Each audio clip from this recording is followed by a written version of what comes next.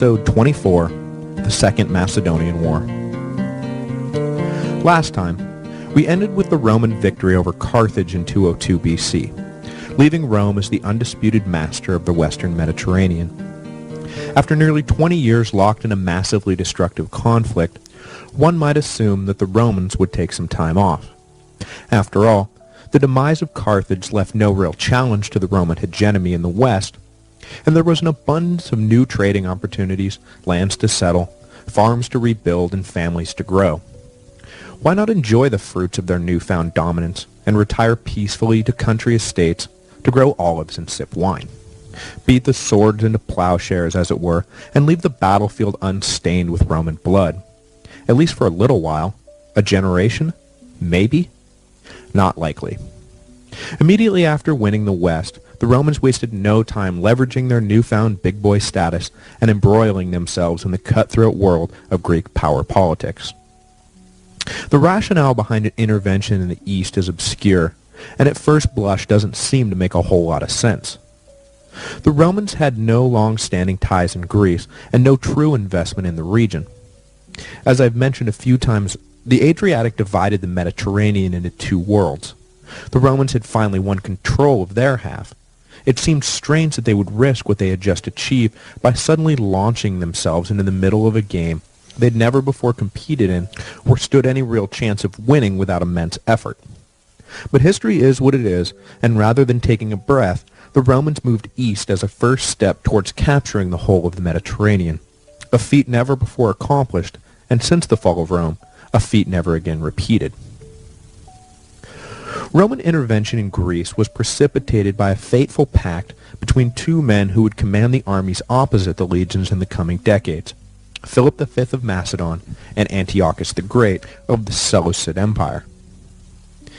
The eastern Mediterranean was still very much living in a post-Alexandrian world, and the dominant kingdoms jockeying for position had grown from the satrapies established by Alexander's generals.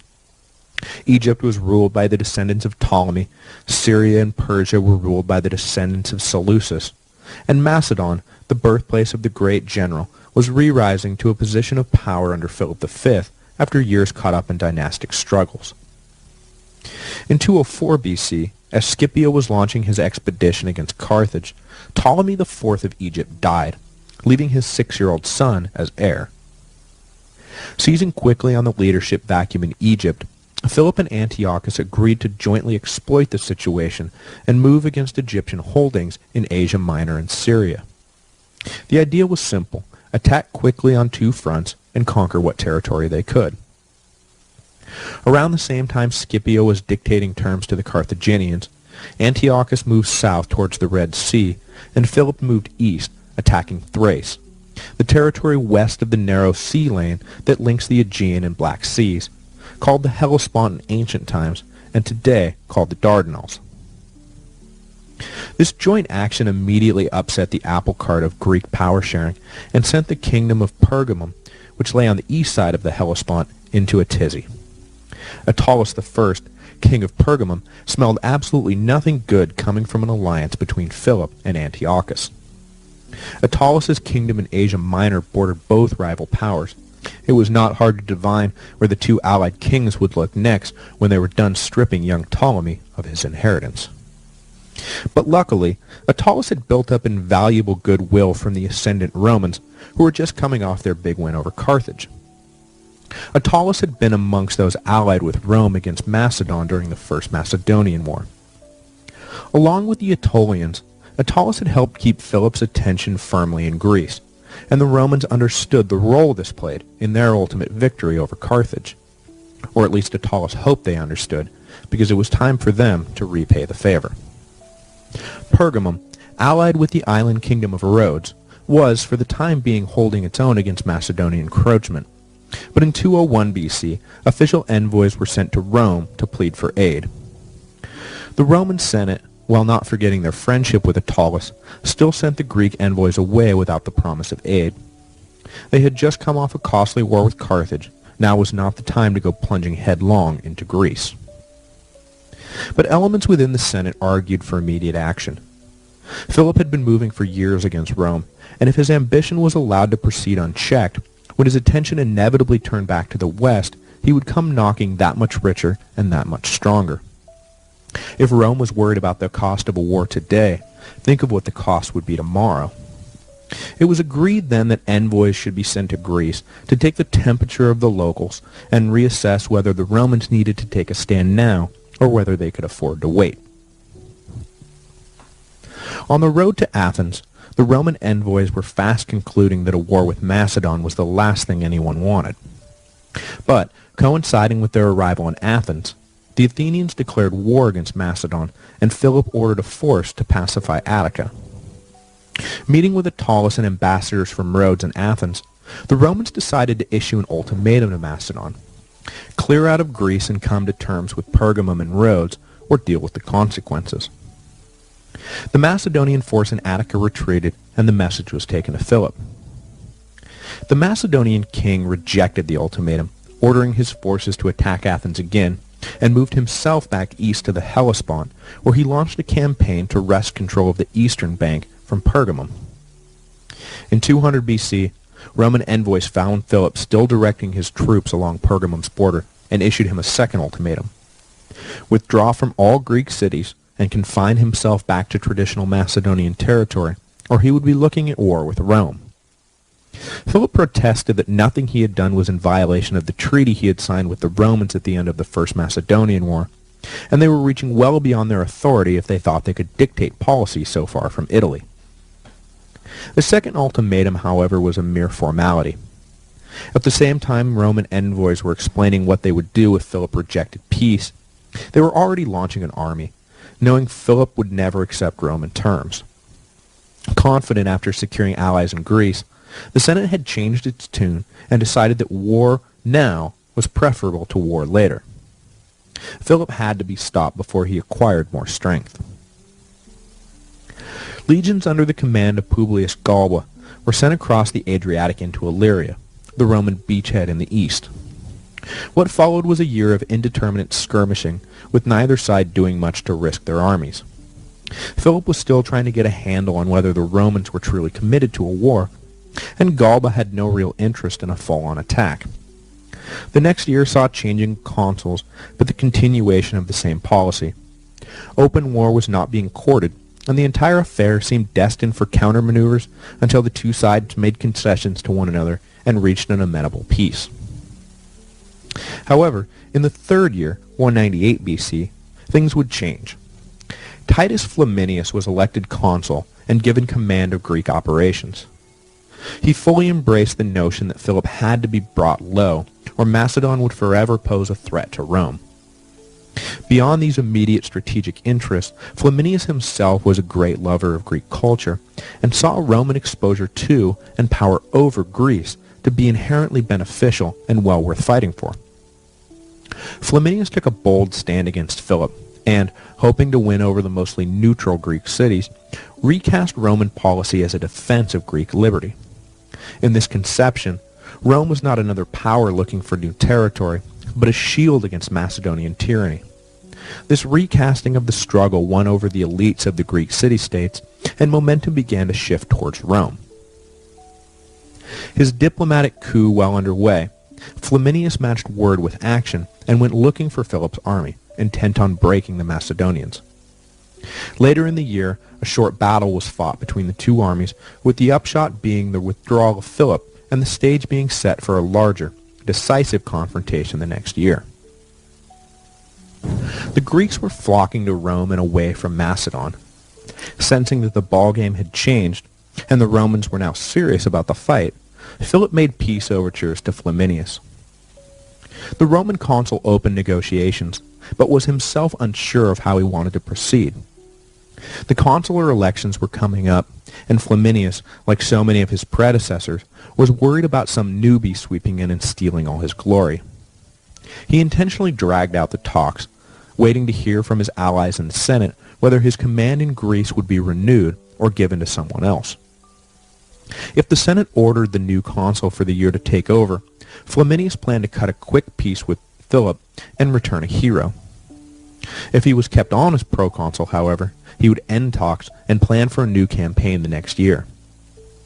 He made all kinds of excuses to explain the slow pace of negotiations, and even advised Philip to send envoys directly to Rome to speed things along. But it was all to buy time, and soon enough Flaminius got word that the Senate had decided to allow him to continue to lead the war against Philip. With that, peace talks were cut off, and Flaminius readied his army for more fighting. Philip, nonplussed at the whole affair, acquired 25,000 mercenaries in an attempt to match the growing Roman allied force, which now included the full-throated support of the Aetolian League, the collection of cities that had proved so troublesome to Philip during the First Macedonian War. Numbering somewhere north of 30,000, the Romans met Philip and his army at Cynocephali in 197 BC. What followed was not just the decisive battle of the war, but one of the most important turning points in the history of the Western world. The waxing of Rome and the waning of Greece was confirmed that day as the maniple system of the Roman legions decimated the Macedonian phalanx.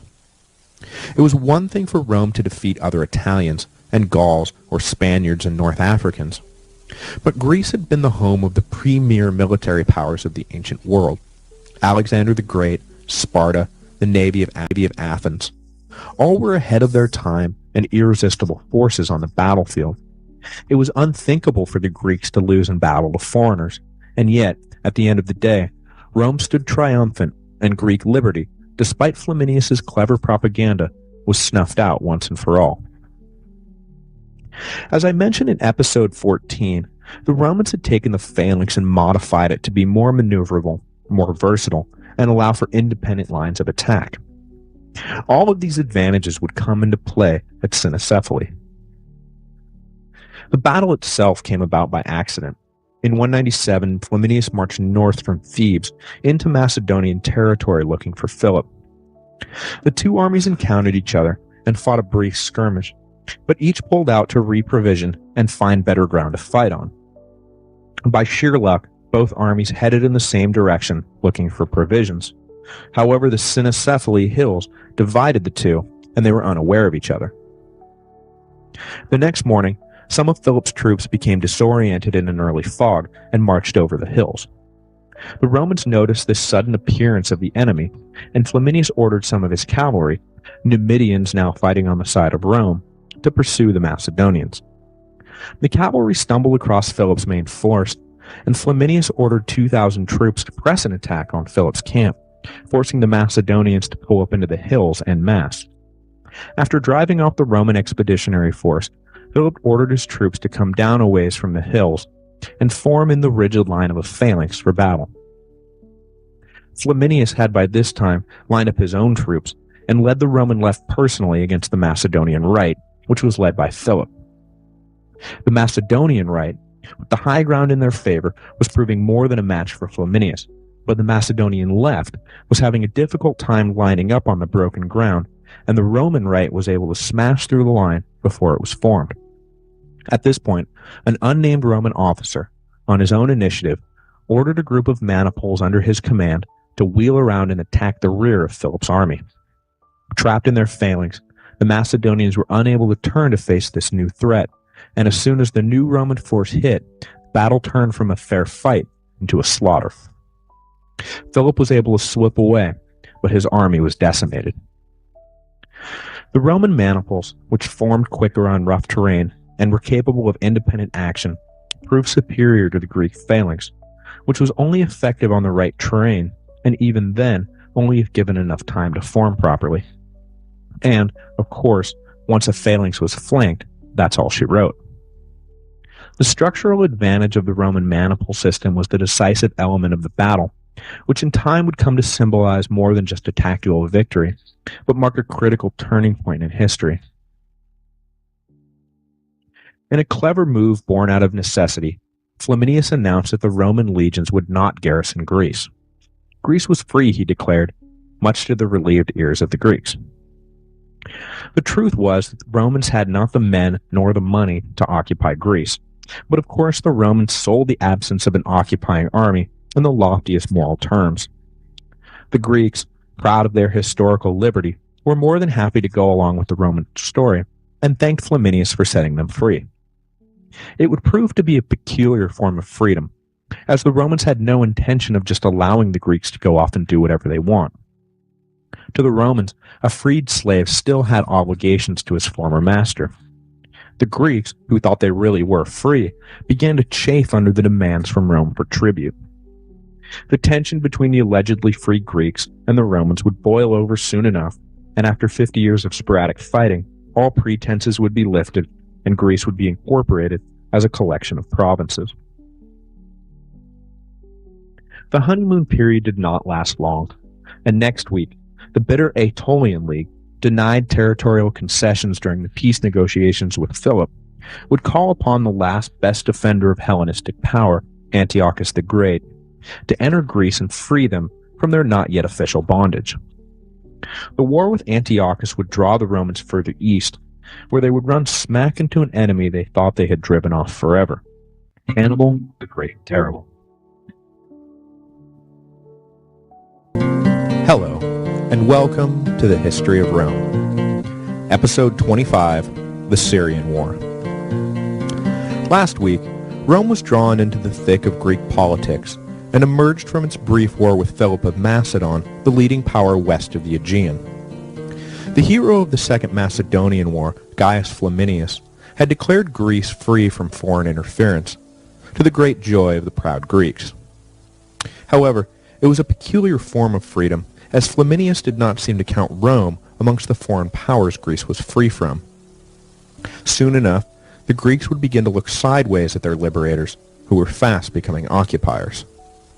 A faction of Greeks, fed up with the Roman presence, would look across the Aegean to the only other power in the Mediterranean who could possibly expel the Romans, the Seleucid Empire of Syria, led by Antiochus the Great. Trouble began in 195 BC, the year after Flaminius's declaration. The Aetolian League, the collection of cities that had been Rome's first allies in Greece, felt they had not received the rewards they deserved for all the help they had given the Romans. All their aid for Rome had been given with the assumption that once they helped clear out Macedon, the Aetolian League would be handed control of Greece, with Rome withdrawing into the role of silent partner. But the generous Romans had not punished their Greek enemies at the bargaining table, and had left the existing power structure in place, granting the Aetolians no more control than they had prior to the war against Philip. Rome was well aware of the Aetolian grievances, and was also well aware that the Aetolians were entering negotiations with Sparta to form an alliance that could then offer itself to Antiochus if the Syrian king agreed to launch an anti-Roman offensive. Hoping to preempt an alliance, Flaminius led a force against Sparta and easily overran the outnumbered Greeks. The move was a tactical victory in the sense that it forestalled an Aetolian-Spartan alliance, but strategically the move backfired, turning Greek public opinion against Rome. If Greece was free, why was a Roman army attacking Sparta? If Greece was free, what was a Roman army doing here in the first place? The public relations crisis only ballooned from there. Friends of Rome in Greece were fast becoming an endangered species. At the same time Rome moved against Sparta, envoys, including the leading citizen of his day, Scipio Africanus, were sent to Antiochus in Syria to convince him to keep out of Greece. The Roman delegates announced their policy of Greek freedom and ordered Antiochus to stay on his side of the Hellespont. Antiochus was amused by these demands, pointing out that if Greece was so free, what were the Romans doing there? It was a fair point, and the Romans had no real answer for it. Antiochus sent the delegation away, telling them flatly that Roman demands regarding Greece were as absurd as Antiochus dictating policy to the Romans in Italy. They would each do well to mind their own business. But before the cordial visit passed into open antagonism, Antiochus greeted the Romans with all the honors due a visiting power. Present also, as a guest of Antiochus, was Hannibal, the scourge of Carthage, now living with the king in exile. In one of the most interesting face-to-face meetings of the ancient world, Scipio and Hannibal found themselves present at a banquet together. Scipio, perhaps needling Hannibal a bit, asked the Carthaginian casually who he thought were the greatest generals in history. Hannibal replied that he placed Alexander first, a choice Scipio heartily seconded. Next, Hannibal, needling the Romans back a bit, announced that Pyrrhus was his choice for second greatest general of all time, pointing out his succession of victories against the Romans. Hannibal then boldly declared that he put himself third on the list. Scipio, who was preparing for the satisfaction of Hannibal acknowledging that he was the better general, was shocked at the choice. How could Hannibal claim he was better than a man who had beaten him? As a way of reminding Hannibal of the outcome at Zama, he asked Hannibal, "And where would you stand if you had actually, beaten me?" Hannibal replied that had he beaten Scipio, he would place himself even above Alexander. A backhanded acknowledgment that beating Scipio would have indeed been a major accomplishment, but that the Roman general did not merit a place amongst the very best of all time. Scipio nursed his wounded ego, no doubt, by remembering that he was dining with the king of Syria as a leading representative of a great power, while Hannibal was dining as little more than a beggar. Who's the best general now, sucker? At the conclusion of the meeting between Syria and Rome, the two powers were at loggerheads. Both sides were being goaded by their allies in Greece to fight it out. The Aetolians were begging Antiochus to drive the Romans out of Greece, and the kingdom of Pergamum was egging Rome into attacking its neighbor Antiochus. Hannibal told the Syrian king he would gladly lead an invasion of Italy himself if given the troops and supplies.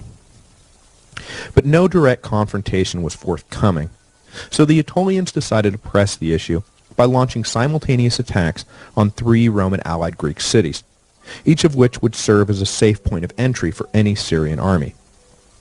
They were repulsed in 2 of the cities, but welcomed by the citizens of Demetrius, who were fed up with the Roman presence.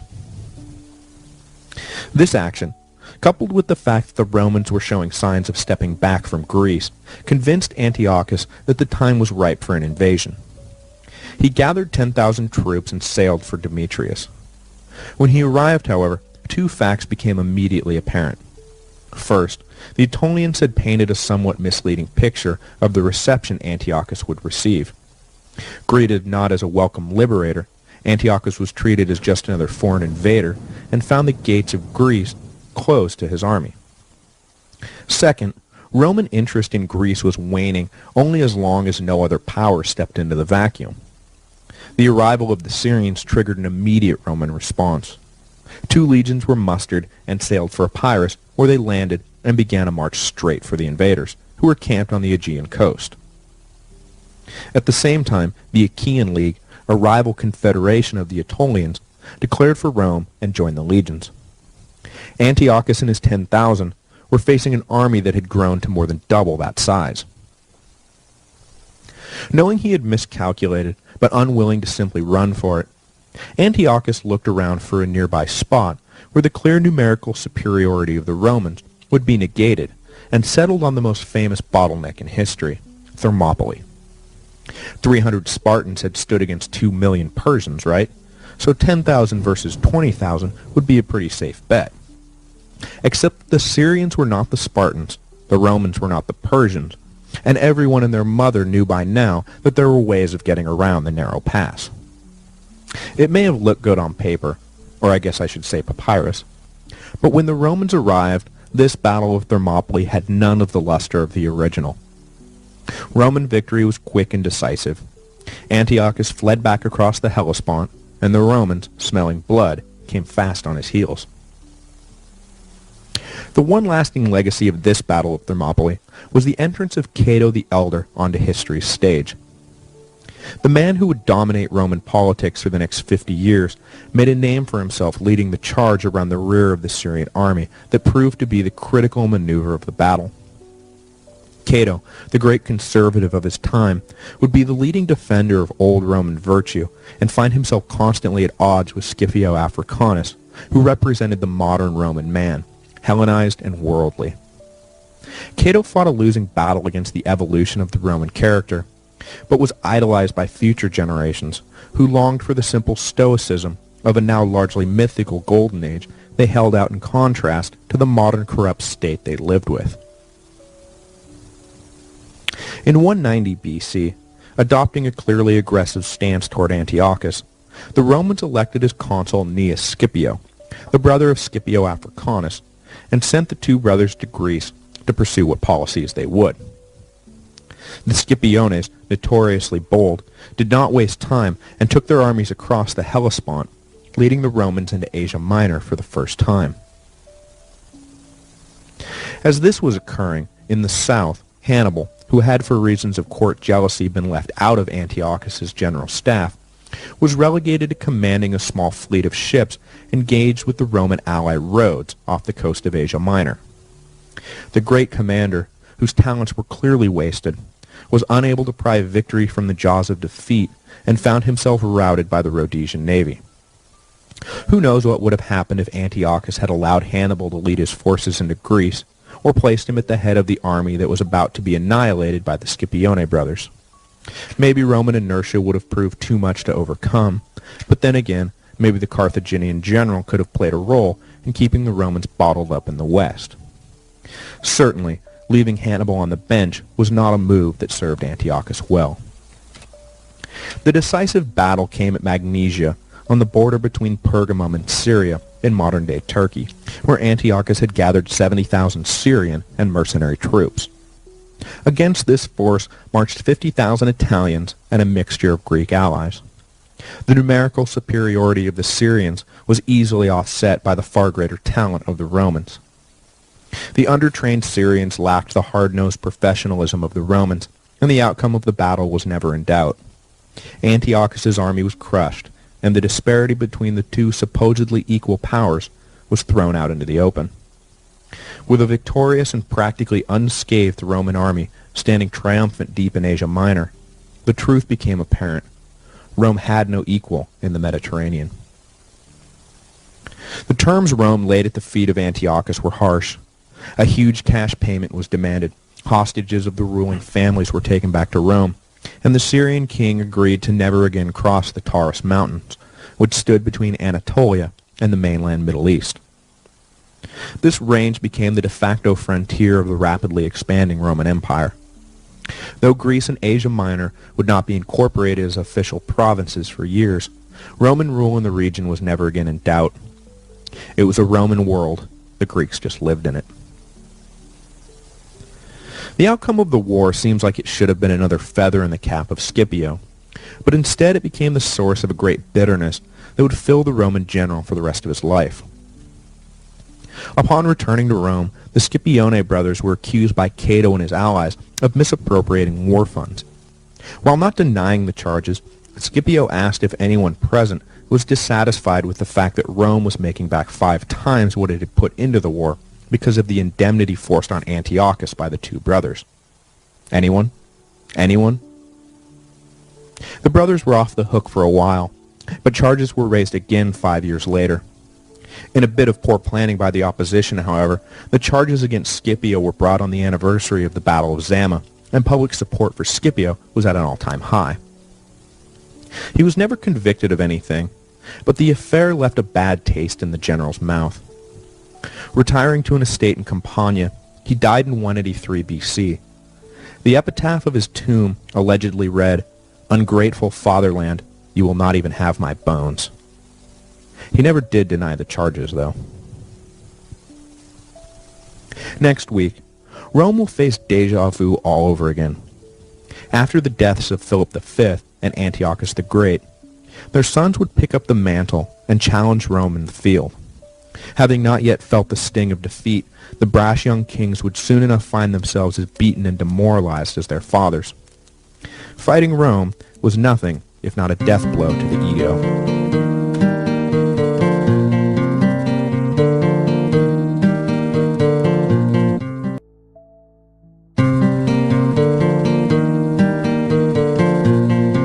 Hello, and welcome to the History of Rome.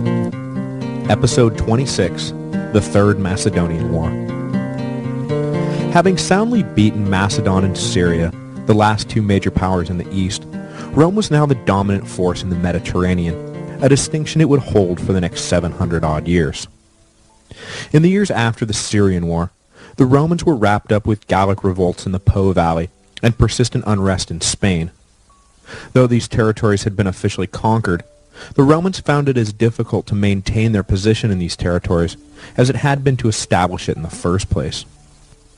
But for the most part, these were mere skirmishes in the wider scope of Mediterranean politics. The real center of attention remained Greece, where, like in Spain and Gaul, winning the prize was not the same as keeping the prize. Yes, the Romans had demonstrated the superiority of their arms, and even the superiority of their diplomatic corps, but the fiercely independent Greeks would never passively stand by as a foreign power held final say over their lives. Rome had its allies, most notably the Kingdom of Pergamum in Asia Minor, but the majority of Greeks bristled at the presence of the barbarians from the west.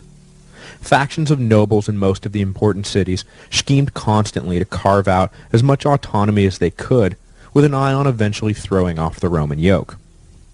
Greece was, after all, the oldest and greatest civilization on earth. Surely Roman rule was merely temporary, and in time the Greeks would retake their place as the leaders of civilization. Right? In Macedon, Philip V had been put squarely in his place, and for all his pride and ambition, he was able to do little about his sorry state after being defeated at Cynocephaly. Though he hated Rome, he was a broken man who could not muster the energy for a full-scale revolt. That task would be left to his son, who would return the bravado and swagger to Macedon and renew their quest to drive the Italians from Greece forever. The catalyst of the Third Macedonian War was Philip V's death in 179 BC, which was, by all accounts, directly related to a quarrel between his two sons, Perseus and Demetrius. After the peace between Macedon and Rome, young Demetrius, Philip's second son, had been sent to Rome as a hostage. Years spent in the city had left the young prince with a pro-Roman worldview. Perseus feared that the political leanings of his younger brother would manifest upon their father's death, that Rome would engineer a coup and Perseus would be denied his rightful throne, while Demetrius ruled a puppet kingdom for Rome. So, when Demetrius returned to Macedon in 180 BC, Perseus moved quickly against his brother, convincing Philip that Demetrius was guilty of treason and was plotting with Rome to install himself as king.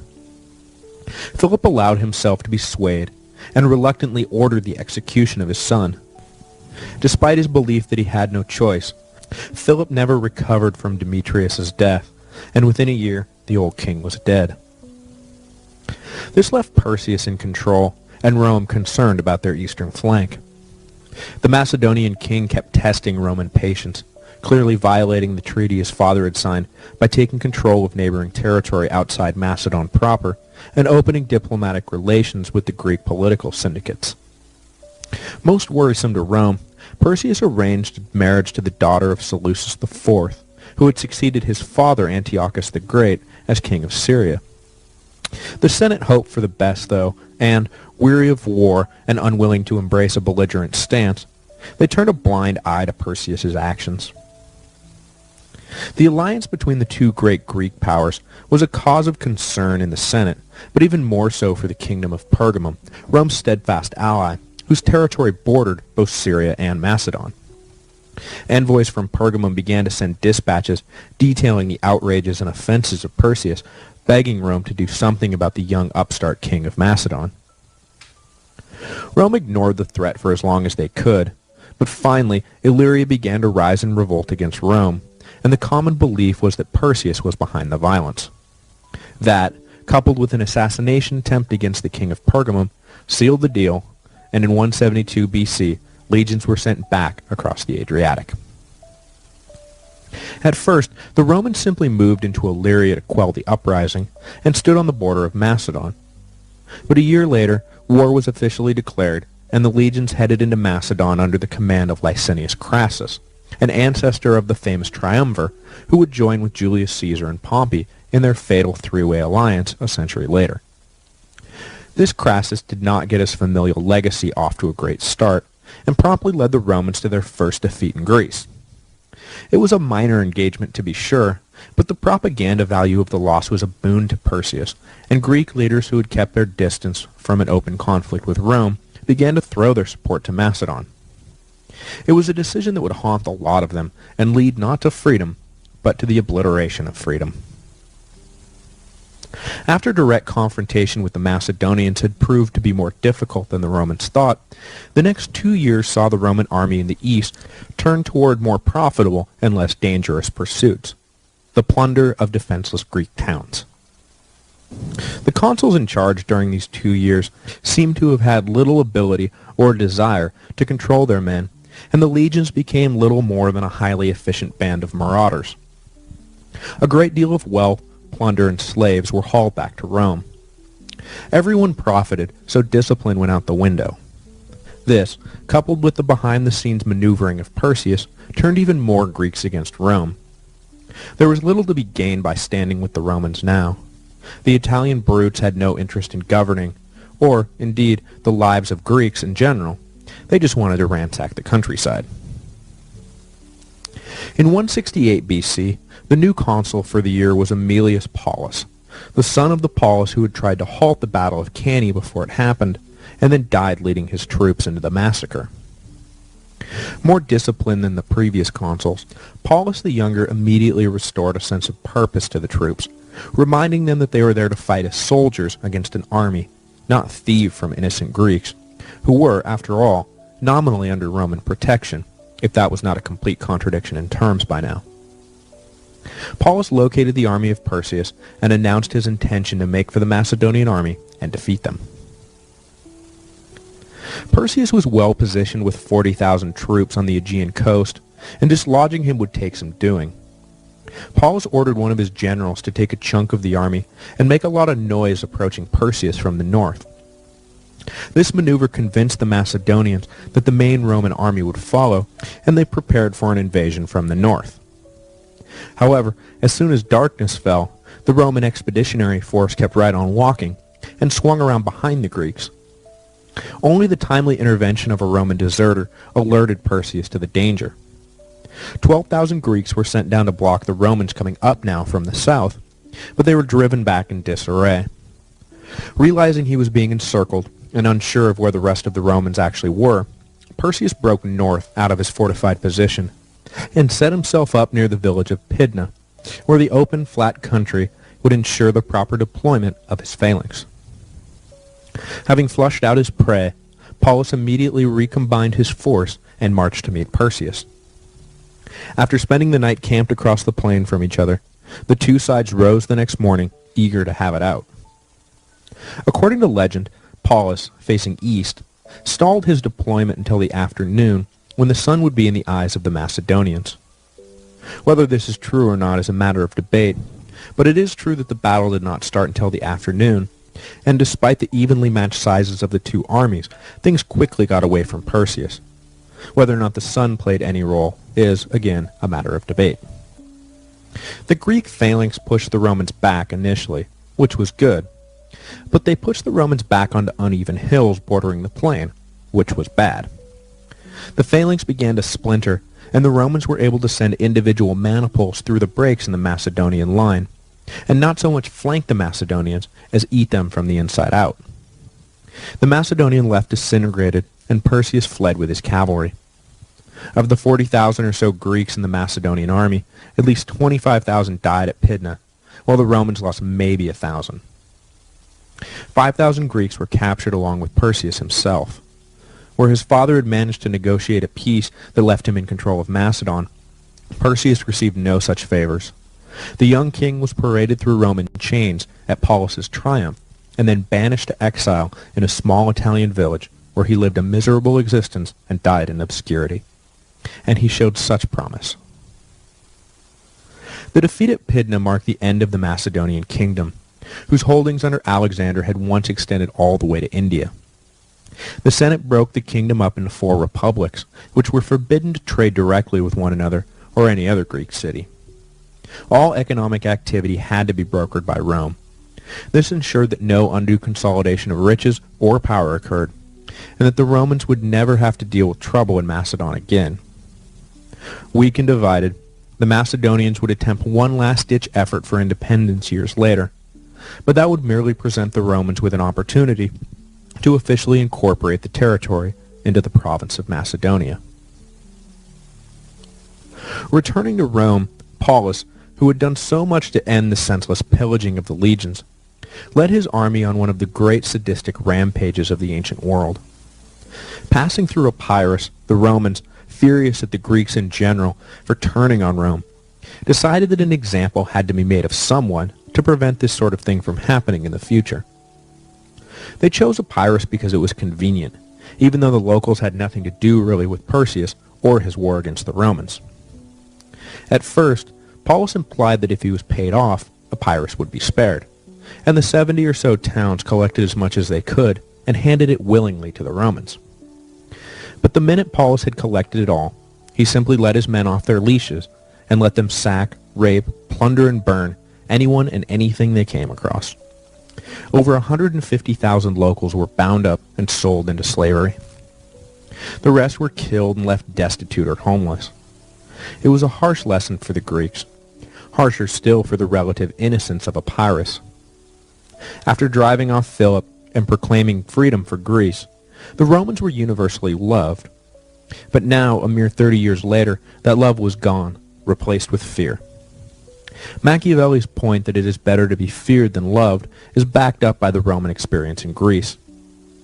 Loved, the Romans dealt constantly with backstabbing and conspiracies to do away with them. Feared, the Romans ruled in peace and unchallenged. There is no accounting for the horror and immorality on display in Epirus, but the cold fact remains that it worked. Future Greeks knew what the wrath of Rome meant, and they wanted no part of it. Better to drink wine and tutor the Romans in math and philosophy than attempt to cross swords with them. One of the other legacies left to us by the Roman victory in the Third Macedonian War was the transportation of a great number of Greek hostages to Rome, including a young scholar named Polybius. Taken in by the family of Aemilius Paulus, Polybius would become the instructor of Paulus's son, Scipio Aemilianus, who would grow up to be one of the most famous and influential of all Roman statesmen, and really, the last of the great political figures who was not connected to the crises that would consume the Republic in the next century. In an attempt to explain to his fellow Greeks who the Romans were and where they came from, Polybius constructed a massive history of Rome, which exists largely intact today and stands as one of the pillars of our own understanding of Rome. The histories of Polybius have, indeed, played an integral part in our very own History of Rome podcast, and we owe him a great debt for his excellent work. Next week, we will return for the last time to Carthage and Macedon. The two great enemies who had so consumed the Romans for the last century were beaten, but for Rome, it would not be enough to simply beat them. They had to be crushed. Cato the Elder had made a point of ending every speech before the Senate, whatever the topic, be it garbage collection or loan repayment, with the line, "Furthermore, it is my opinion that Carthage must be destroyed." Cato, like many of his countrymen, feared the return of Carthage, and so set out to annihilate once and for all their nemesis from Africa, and quite literally, sow their fields with salt.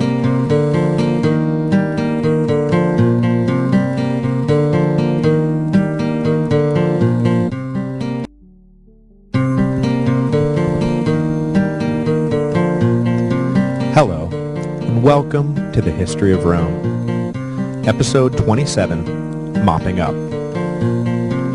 For the last 100 years, Rome had been consumed by two major theaters of war, North Africa and Greece. The struggles against Carthage and Macedon had become intergenerational affairs, and now the grandsons and great-grandsons of the men who had initially declared the wars donned their armor to finally finish the job. The years just after 150 BC would mark the end of resistance on both fronts. Not that the final act played out the same in both theaters, however. In Greece, a pretender to the Macedonian throne would openly court conflict, whereas in North Africa, the Carthaginians did everything they could to prevent another war with Rome. In both cases, though, the results would be the same, and in the watershed year of 146 BC, both Carthage and the great Greek city of Corinth would burn to the ground after being lit by Roman torches. There would be no more mistaking who ruled the Mediterranean. In that year, the Roman Empire was truly born. In the years leading up to 146, Greece, the dominant focus of Rome for the last 50 years, still existed in a state of relative independence. The Romans did not wish to garrison the whole country, and hoped that the example made of Epirus would instill in the Greeks a self-control that would leave the Romans free from military costs in the east. It was not to be, however.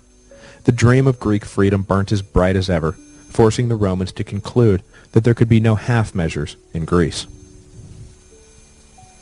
Trouble began in 150 BC when a pretender to the Macedonian throne named Andriscus appeared with the intention of reuniting Macedon and throwing the Romans out. He claimed to be the son of vanquished Perseus and the grandson of Philip V, the last great king of Macedon. Without a strong Roman military presence in Greece, Andriscus followed the path of his alleged father and started to push the boundaries of Roman patience. At the end of the Third Macedonian War, the country had been divided into 4 republics, economically and politically cut off from one another. Andriscus worked to secretly reunite the territories and began forming an army to deal with inevitable Roman pushback. However, with efforts in his home territory moving slowly, Andriscus took what soldiers he had and marched south, conquering Thessaly, and then returned to Macedon with some momentum, which he was able to use to unite the 4 republics under his banner. Rome did not look kindly on this and sent a force to deal with the revolt. But the Romans underestimated the resistance they would face, and the small expeditionary army was repelled by the Macedonians. Andriscus was starting to feel pretty good about himself, but his success was made possible only by the disinterest of the Roman Senate and an ineffectual response. Reports of the Macedonian victory changed all that, and a new army was sent, this one at full strength, and under the command of a brilliant general named Quintus Metellus. That he would soon be called Quintus Metellus Macedonicus should let you know that Andriscus's luck was not long for the world. Metellus marched into Macedon and crushed Andriscus and the Macedonian army without much effort. Whatever steam the Macedonians had been building proved to be just that, a lot of hot air, and they proved not even close to a match for a truly committed Roman army. The pretender was driven off and captured, sharing the fate of his alleged father, and paraded through Rome in Metellus' triumph. The Senate finally wised up to the fact that their hands-off oversight of Macedon was an unsustainable policy, and so Macedon, along with Epirus, were incorporated into the Roman Empire as official provinces, the first extension of Roman sovereignty into Greece. Not long after the Macedonians were pacified, another flare of Greek defiance was fired off, this time from Corinth, the leading city of the Achaean League. Metellus was recalled to Rome to receive his triumph, and in his place the consul Lucius Mummius was sent to command the Greek forces. That he would soon be called Lucius Mummius Achaeus should let you know that Corinthian luck was not long for this world either. In an absolutely brutal display of power, Corinth was besieged, overcome, and burned to the ground. The men were slaughtered, and the women and children sold into slavery. The razing of Corinth marked the total ascension of Roman power in Greece. In a few years, the territory would join Macedonia and Epirus as full Roman provinces. Greek freedom was a dead issue. Running concurrently to the events in Greece, and one of the principal reasons for the initial indifferent response to Macedonian agitation, was the last act of the great struggle with Carthage. Unlike the Greeks, however, the Carthaginians were simply minding their own business when the Roman Senate decided Carthage must be destroyed. After the Battle of Zama, the war party in Carthage was ousted from power, exemplified by the exile of Hannibal. The Carthaginians at heart were merchants and traders. Prosecuting endless wars of empire was not really in their genetic makeup. The period after the Second Punic War was, for the Carthaginians, a return to their true calling, making lots and lots of money. Forced by Rome to dissolve its army, Carthage found its ledgers now free of an enormous yearly debit. The money was invested in more productive endeavors that actually produced a monetary return. Soon Carthage was riding high, economically at least, which filled the Romans with a mixture of envy and dread. Unwilling to relieve the Carthaginians of their debt and the subservience that came with it, the Romans rejected offers for the war indemnity to be paid in one lump sum, a sum that the Carthaginians could now easily afford. The Carthaginian Senate kept trying to bribe the Romans with free shipments of grain, but Rome insisted on paying for all goods that arrived from Carthage so as not to appear in any way indebted to the Carthaginians. Now, during these years, the dominant political power in North Africa had become Numidia, led by the loyal Roman ally Massinissa, who had been with them since the final days of the Second Punic War. In the decades after Zama, Massinissa had led the Numidians into Carthaginian territory numerous times and had peeled off more and more land with each invasion. The Romans were officially neutral, but obviously they had no problem with the Numidians stealing Carthaginian land. By the 150s BC, however, Carthaginian appeasement of Roman power had once again become a hot-button issue. The Carthaginians were supposed to have retained their North African holdings under the terms of the peace treaty, and Rome was supposed to act as a protector of those terms. But clearly Rome was allowing the Numidians to run amok and had no intention of looking out for Carthaginian interests. So the peace party in Carthage was ousted in favor of a more aggressive faction. The new party did not advocate war with Rome. They merely sought to raise an army to defend Carthage, which was, technically, a violation of the peace terms, but Rome had already violated the terms by not protecting Carthage from attack. Plus, the last installments of the indemnity were sent to Rome, and many in Carthage believed this released them of any further obligations to Rome. In 151 BC, the Numidians crossed once again into Carthaginian territory and laid siege to a border city. Carthage raised an army of 25,000 to defend the city and lift the siege. After 50 years of peace, however, it could have been 500,000, and the result probably would have been the same. The 25,000 green recruits were easily crushed by the seasoned Numidians, and for their trouble, all the Carthaginians really did was give the Romans an excuse to destroy them once and for all. When word came that a Carthaginian army had taken the field, Cato the Elder and his cohorts persuaded the Senate that Carthage was once again on the rise and would remain forever a threat to Rome if it was not utterly destroyed. The Senate agreed, and in 149 BC ordered a massive invasion force of 80,000 to North Africa. When they arrived, the Carthaginians attempted at once to come to terms, but Roman demands were too harsh. They demanded that the Carthaginians abandon their city and move no less than 10 miles inland. Flabbergasted by this insane demand, the Carthaginian envoys rejected the terms. Once again, just as in the First Punic War, Carthaginian envoys had failed to give up. This time, though, Xanthippus would not be around to bail them out. The Romans were all set to take the city by force, but disease ripped through the lines, and the legions became so weakened that the Romans had to settle for a siege. 2 years passed in inconclusive misery for both sides, when the Senate realized the mistake they had made. Clearly the fact that the only Roman general who had ever been successful in Africa was a Scipio meant that they needed to appoint a Scipio to head the legions. So they elected as consul Scipio Aemilianus, by blood the son of Paulus, who had defeated Perseus in the Third Macedonian War, but by adoption the grandson of Scipio Africanus. Scipio Aemilianus only further cemented the Roman superstition that only Scipios could emerge victorious from Africa. Arriving near the end of 147 BC, he immediately blockaded the harbor and laid waste to the countryside. By the time the spring of 146 BC rolled around, the Carthaginians were at their wits' end. But again, Roman terms began and ended with the abandonment of the city, and so, despite their desperate situation, the Carthaginians continued to resist. Finally, Scipio ordered a full attack, and the walls were breached. What followed was 6 days of intense street fighting, as the Carthaginians forced the Romans to fight for every block. The overmatched Carthaginians were finally pushed back into their citadel, and the Romans ran loose in the city. By this point, of the 700,000 citizens of Carthage, only about 50,000 remained. Everyone else was either dead, enslaved, or had fled. The great city was in the midst of its death throes. Finally, the citadel was breached, and the last of the Carthaginians were captured or killed.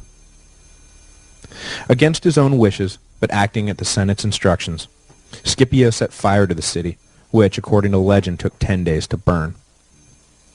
Survivors, of whom there were too many to take back to Rome as slaves, were forced to live with the mandate they had fought so hard against. Carthage was not to be rebuilt, and no settlements were allowed within 10 miles of the coast.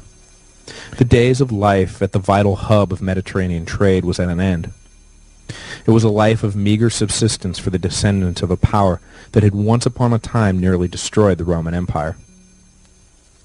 According to further legend, the Romans then plowed the fields around Carthage with salt so that nothing could ever grow there again.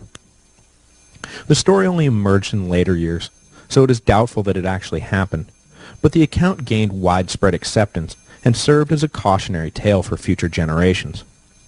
Along with the burning of Corinth, the destruction of Carthage was forever offered as a possible scenario to people who resisted Rome. These are not idle threats, the Romans would remind their enemies. This is our history. Now, where would you like us to stick that garrison again? With overseas provinces sprouting up all over the place, in Sicily, in Spain, Africa, and Greece, the Roman Empire as we think of it was beginning to form into its recognizable shape. With Carthage destroyed and Greece pacified, there were no great powers left to really challenge Rome's dominance. Tribes in Spain would harass the Romans endlessly, and Gallic hordes remained a constant threat. But for the most part, the hard part of winning the empire had been completed.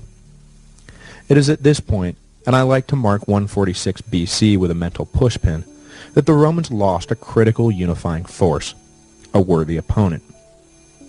From this point forward, Roman competitiveness and ambition began to turn inward, and many of its leading citizens began to look for enemies to fight not outside of the empire, but within it. In the years after 146, Rome would be consumed with internal strife, from the class conflicts egged on by the Gracchi brothers, to the revolt of the Italian allies, to the civil war between Marius and Sullus, and then the greater civil war between the Caesars and the Senate. Roman history would return to the Italian peninsula after years abroad. There will of course be excursions back to Africa and into Gaul with Julius Caesar, but the long period of a unified Roman people holding fast against foreign threats is at an end. Next week, we will return to the city and take stock of the situation. How were the plebeians faring? How much land did the great landowners now own? Was the Senate a representative body at all anymore, or had it become a law unto itself? Rome was now rich and powerful. To what lengths would men go for a piece of it? What was the result of the massive influx of slave labor into Italy? By the way, if you answered a Best Supporting Actor for Peter Ustinov to that last one, you're right. So strap into your seats. The next 100 years are going to be quite a roller coaster.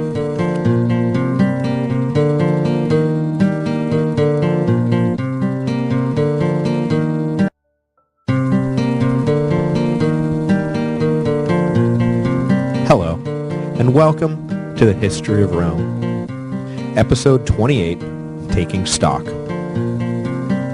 For 350 years, the Roman Republic had grown, contracted, grown again, survived, and thrived. Through it all, the Romans never turned away from their most basic founding principle, that no king shall reign in Rome. Every year men stood for election, and every year free ballots were cast by free citizens. The winners won and the losers lost, and power was transferred peacefully between them. At no point did the great and ambitious leaders of Rome step outside the bounds of the system to seize control of the state. It is a remarkable run, and the Republic's track record was and is the cause of much justifiable envy. But alas, the Romans, for all their strength on the battlefield and all their moral rectitude, could not stem the tide of greed and ambition that lurks in the hearts of men in all times and all places. Roman success would be the undoing of the Roman Republic, and after the symbolic dual sacking of Carthage and Corinth in 146 BC, the dam holding back the dark side began to crack visibly. Less than a century later, the dam would break, and in defiance of all that had once been held as good and true by the Romans, a single man would ascend to the throne of power. And though he was wise enough not to call himself king, we all know that a rose by any other name would still smell as sweet. For all these years, the Republic had survived for two major overarching reasons. The lower-class plebeians had not been so impoverished that they were driven to violent revolution to improve their material lot in life, and the upper class was unified enough that their internal rivalries did not spill out into the public sphere. Both of these critical linchpins were about to be removed, leaving civil war and violent class conflict as the order of the day.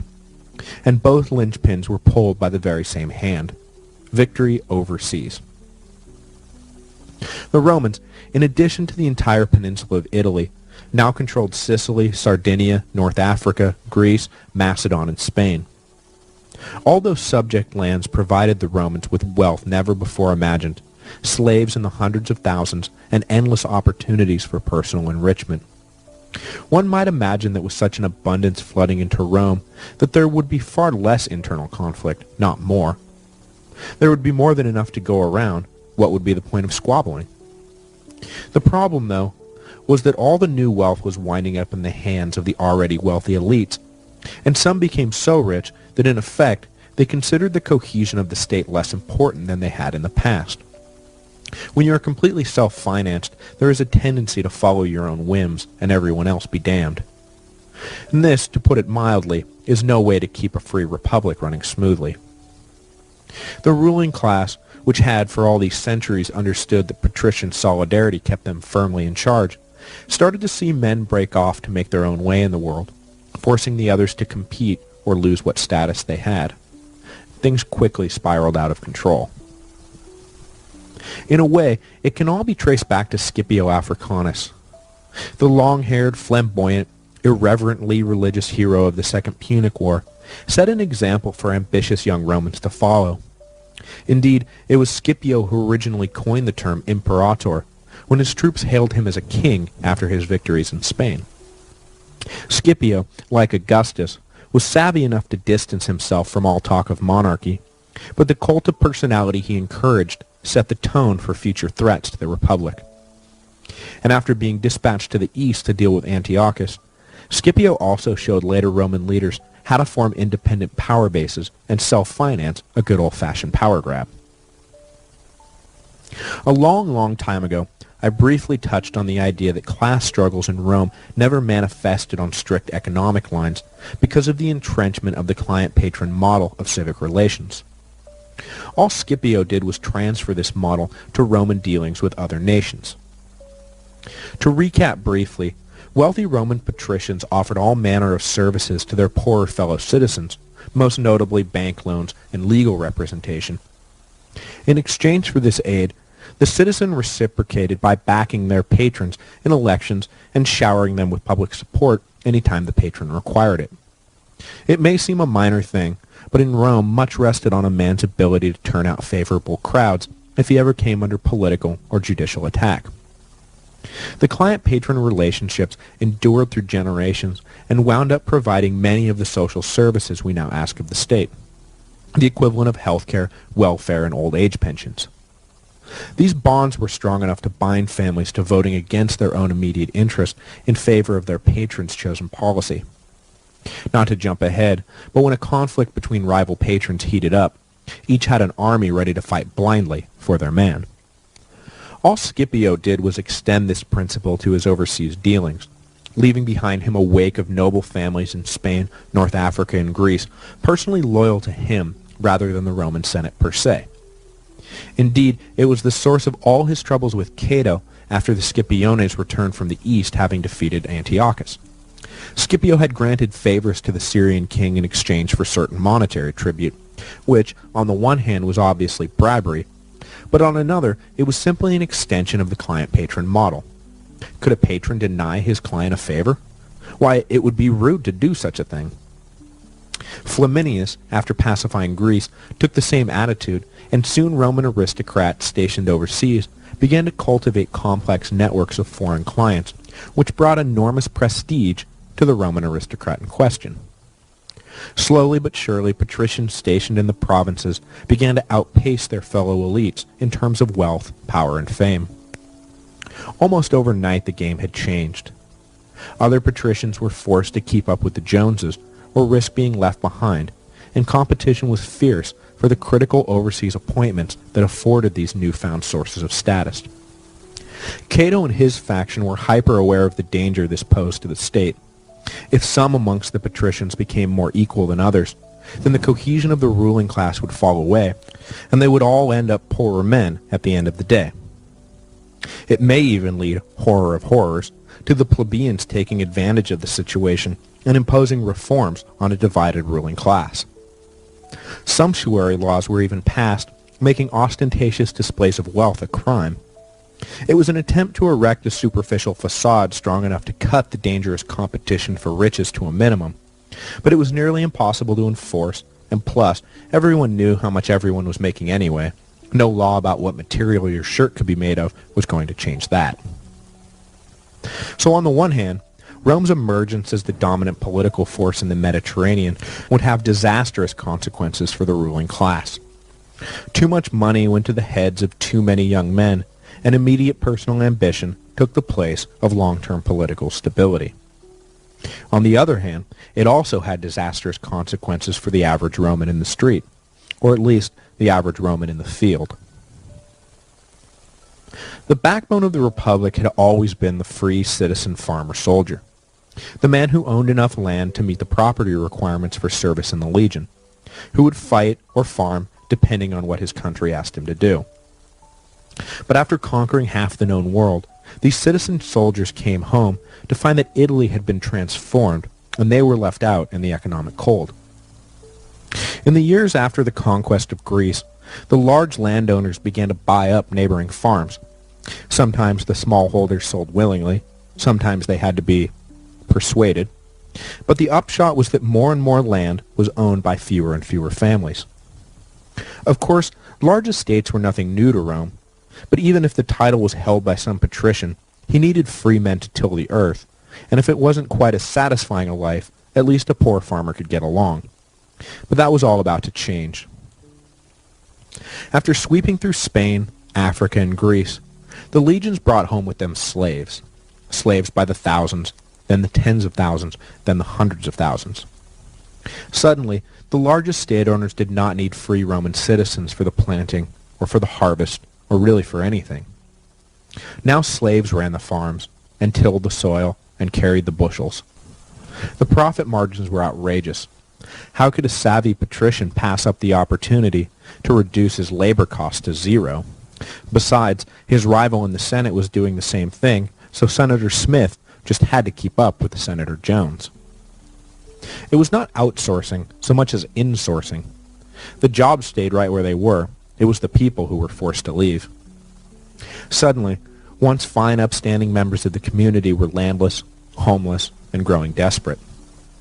Most migrated to the cities, where they hoped to learn a trade, or to the provinces, where they attempted to become traders, or, if they were lucky, secure a small holding abroad. The pressure this put on Roman society was intense. Certainly a few sold their farms for a hefty profit and found a new line of work, but most simply fell on hard times. The Roman economy, which had once been merely supplanted by slave labor, was now a full-blown slave economy, and the free citizens struggled to stay afloat. One of the most important consequences this had for the Republic was the makeup of its army. I will talk more about this when we get to the episodes about Marius and his mules, but the property requirements that men had to meet in order to be enrolled in the legions were fast becoming unattainable. If the requirements were what they had been in Camillus's time, the Romans would be marching out an army consisting of a dozen or so young nobles. Out of necessity, the requirements were lowered and lowered again to keep the legions at full strength. But with more and more families pushed off the land, it was difficult to keep up. Finally, around 100 BC, the property requirements were eliminated, and the recruiting offices were thrown open to any man who wished to join. Of course, the soldier, lacking any other means of enrichment, would have to be paid. And pay was dependent on his commander's ability to secure booty. And if a commander got really good at seizing booty, there were thousands of morally flexible, armed Romans who would flock to his banner. This wasn't about leaving behind the plow to fight for the family plot anymore. This was mercenary work in the guise of state policy.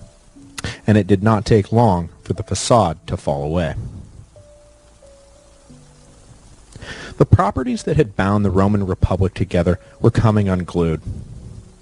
The Senate, which had risen to a state of political preeminence during the long years of the Second Punic War, was deaf to the ill winds that were blowing. Each senator was caught up in their own quest for personal glory. What cash crop should I plant this year? Sure, famine is beginning to rear its ugly head, but I hear olives are fetching a fine price in Athens. Besides, I need to make enough to ensure that my son gets that questorship, and the wheels need to be greased a little, if you know what I mean. The ruling class was consumed with this kind of thinking, little realizing that it was about to all come crashing down on their heads. The problem was that the republic had stopped functioning as a republic and had passed into true oligarchy. But the people had not forgotten what they once had, and were fast becoming desperate enough to use any means necessary to get a piece of the pie back. And the slow slide from oligarchy into tyranny truly began when some of the nobles began to realize that all they had to do was promise the masses a piece of that pie, and they themselves could have the whole world.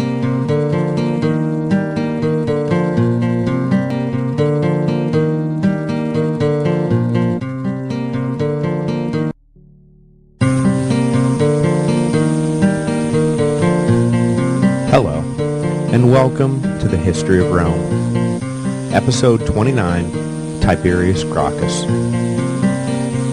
Last week, I partially summed up the domestic, political, and economic situation in Rome after the final victories of 146 BC. With the destruction of Carthage, Rome transitioned from what we now call the Middle Republican period into the Late Republican period.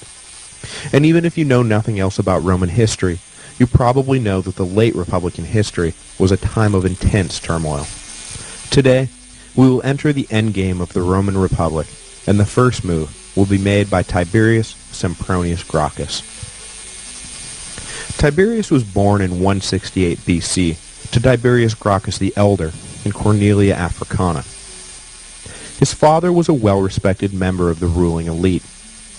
Though a pleb by birth, by this time the distinction between patrician and pleb was less important than it had been in the past, and the elder Gracchus was an upstanding defender of the old order. Over the course of his career, he had been tribune of the plebs, censor, and twice consul. When he was tribune, the elder Gracchus had taken sides with Scipio Africanus during the political battle over the great general's actions in the east, and played a decisive role in securing an acquittal. In gratitude for this loyalty, Gracchus was given one of Scipio's daughters, Cornelia, in marriage. The match was unusual for the age difference, Gracchus at this point being 45 and Cornelia only 18, and also for the fact that there seemed to be genuine affection between them, something that was usually lacking from the political marriages of the upper class. Gracchus the Elder died in 154 BC when young Tiberius was only 14. Even up to that point, the father had spent much of his life in service to Rome and was a rarely seen figure at the family estate. The education of the boy, as well as his brothers and sisters, was overseen by Cornelia, who in later years would be honored as the living embodiment of the true Roman woman, the dutiful daughter of Rome's greatest general, the wife of a consul, and mother of two of the most famous politicians in history. Her frugality and sense of honor and familial duty were lauded for years, and in time she passed from being a living person into a sort of Virgin Mary figure for later Romans. She had 3 children survive into adulthood: Tiberius, his younger brother Gaius, and their sister Sempronia, who would wed Scipio Aemilianus, sacker of Carthage and the dominant political force of his day. It is not an understatement to say that this particular nuclear family may be the most politically connected in Roman history. The career of Tiberius the Younger began in Carthage when he was attached to the staff of his brother-in-law, and also, I should mention, uncle by way of adoption, Scipio Aemilianus. According to the legend, Tiberius was the first man over the walls of Carthage when the North Africans finally fell to Rome. It goes without saying that this story maybe, just maybe, is an embellishment created later by Tiberius's political supporters. After serving in North Africa, Tiberius was stationed in Spain, which had yet to be incorporated as an official Roman province. I believe I mentioned earlier the irony that Spain, being one of the first territories outside Italy the Romans moved into, was also one of the last to be officially pacified. During this particular period, the 130s BC, there was trouble around Numantia, and Tiberius served in the legions dispatched to break up a revolt. The resulting campaign was a complete disaster, however, and in 137 BC, 20,000 Roman soldiers were captured. Tiberius brokered a deal with the Spanish to secure the freedom of the legionnaires, but when the terms were brought back, the Senate rejected them out of hand, issuing a public rebuking of Tiberius for the dishonorable treaty he had brokered. Critically, the call to reject the treaty came from Scipio Aemilianus, making the rejection personal and embittering. I mentioned last week that after 146 BC, the ruling class began to lose their cohesion. The incident between the Senate and Tiberius Gracchus was an early indication of things to come. Though he was officially plebeian, Gracchus was clearly in the ruling party's camp. But after the stern questioning of his honor by the Senate, Tiberius would break from his colleagues and began to look to the people for political support. He was followed by others in the ruling party who began to look for ways to exalt themselves above and beyond the Senate by directly appealing to the will of the people. This was the early splintering of Rome into the familiar and famous political parties, the Optimates and the Populares. The Optimates represented the old oligarchic supremacy of the Senate, while the Populares supported reforms that would strip the disproportionate wealth and power that the elites held in their hands. Looking for good guys and bad guys in this division is nearly impossible. During the civil wars, it was the Optimates, Cicero among them, who were the defenders of the Republic, while the Populares advocated for Caesar. But for all their platitudes about republican virtue, the Optimates were interested merely in protecting their own position, not about protecting republicanism per se. Defenders of freedom and liberty were everywhere in word, and nowhere in deed during the final century of the Republic. For the next 5 years, Tiberius watched the lot of the Roman people go from bad to worse. Their farms were being bought up, slaves were taking their jobs, and a revolt in Sicily had brought critical grain importation to a standstill. All of this left the average Roman desperate and impoverished, and it left Tiberius Gracchus with a golden political opportunity. In 133 BC, he stood for election as one of the 10 plebeian tribunes for the year. Upon election, Gracchus embarked on one of the most ambitious and controversial tenures in Roman history. It probably would have been the most ambitious and controversial tenure in Roman history had it not been for his brother's even more ambitious and even more controversial tenure a decade later. At the heart of Tiberius's popularity was his calls for aggressive agrarian reform. With all the eloquence his upper-class education afforded him, Gracchus made common cause with the lowly disenfranchised farmer. As I noted last week, the largest states in Italy were growing larger by the day. Tiberius proposed to put a cap on the amount of land that a man could own. The proposal was wildly popular with the people, but how would Tiberius ever get the measure passed by the Senate, who not only hated the bill, but also the man who proposed it? Tiberius sidestepped this problem with a solution that only further enraged the Senate. He would simply bypass them. There was nothing in the law that said measures proposed in the people's assemblies had to be brought to the Senate for approval. It had just been a long-standing working custom. So when Tiberius was elected tribune, he simply made his pitch to the people and figured the rest would take care of itself. Unfortunately for Gracchus, though, by law, any one of his tribunate colleagues could veto the measure, and this was a law, not merely a custom. So the Senate tapped an ally, a tribune named Octavius, who vetoed the measure. No amount of fist-pumping or hand-wringing or demagoguery could change the immutable fact that if another tribune vetoed a proposal, it was a dead issue. Tiberius moved that Octavius be voted out of office, but before that could happen, the vote had to be approved, and Octavius vetoed that too. So Tiberius made a fateful move, ordering his supporters to physically remove Octavius so he could no longer hinder the proceedings. Even Tiberius' supporters worried about the heavy-handed treatment of Octavius. A tribune was, and had been since the inception of the office, sacrosanct, and by law no Roman could lay a hand on a tribune. Only the immense popularity of Gracchus with the people allowed him to commit this utter sacrilege. Tiberius then took things one step further and announced that he was going to veto every bill in sight until he got his way. Even the most trivial measure was cut off without debate. Tiberius brought Rome to a complete standstill. The Senate, seeing the ease with which Tiberius had been able to physically manhandle a state officer and wishing to get the business of business moving again, allowed the reform bill to pass. A 3-member commission was established to oversee the redistribution of land, consisting of Tiberius, his younger brother Gaius, and, inexplicably I know, Appius Claudius. I did a double take myself when I first learned that an Appius Claudius was on the side of a radical populist, but it's true. Tiberius had married the man's daughter, and in the department of strange bedfellows, this Appius Claudius did not join the family business of defending patrician rights with his every word and deed. The three sat down and began doling out land. They turned first to the land in Italy that had been held by soldiers who had been killed in battle. Supposedly that land was supposed to revert to the people, but enterprising senators had been occupying the unclaimed plots. The Agrarian Commission set about breaking the plots up and redistributing them. It is estimated that roughly 75,000 new farms were created in that year. Unfortunately, lacking a proper budget, the entire endeavor was marked by inefficiency, confusion, and yes, corruption.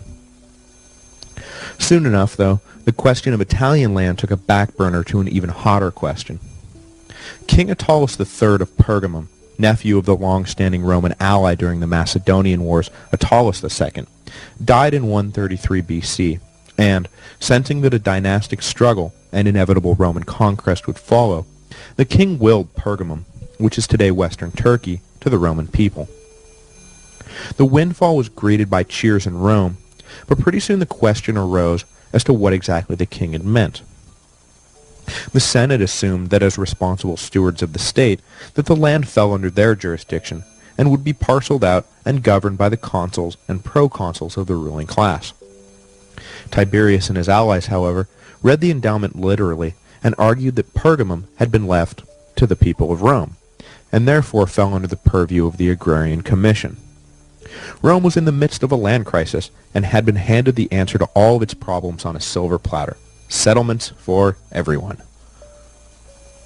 But by again taking his proposal directly to the people and bypassing the Senate, Tiberius was playing with fire. The enmity between the Senate and Tiberius was deeply personal at this point. It is impossible to know which policies were pursued because they were thought best, and which were pursued simply to poke the other side in the eye. The Senate, incensed, decided that the wisest course of action would be to simply wait. Tiberius's year in office would soon be up, and once the shield of sacrosanctity was lifted, they would have their revenge. It was common knowledge that men were lining up around the block with charges they planned to file against Tiberius the moment he stepped down. Tiberius, recognizing that he may have gone too far, too fast, and with much too heavy of a hand, decided to go double or nothing and announced he was running for re-election. This was in clear violation of the proscribed annual term limit, but Tiberius pushed ahead, arguing that if the People's Assembly saw fit to return him for another year, who was anyone to deny them that right? This was the last straw for a small cabal of conservative nobles who decided that it was time for Tiberius to go. Led by Tiberius's own cousin, and Octavius, the deposed tribune, a group of armed patricians descended on a public rally for Tiberius and ordered the people to disperse and cut off their support for this illegal candidate. The calculated fighting words did their work, and a fight broke out. In the ensuing riot, Tiberius was targeted and clubbed to death.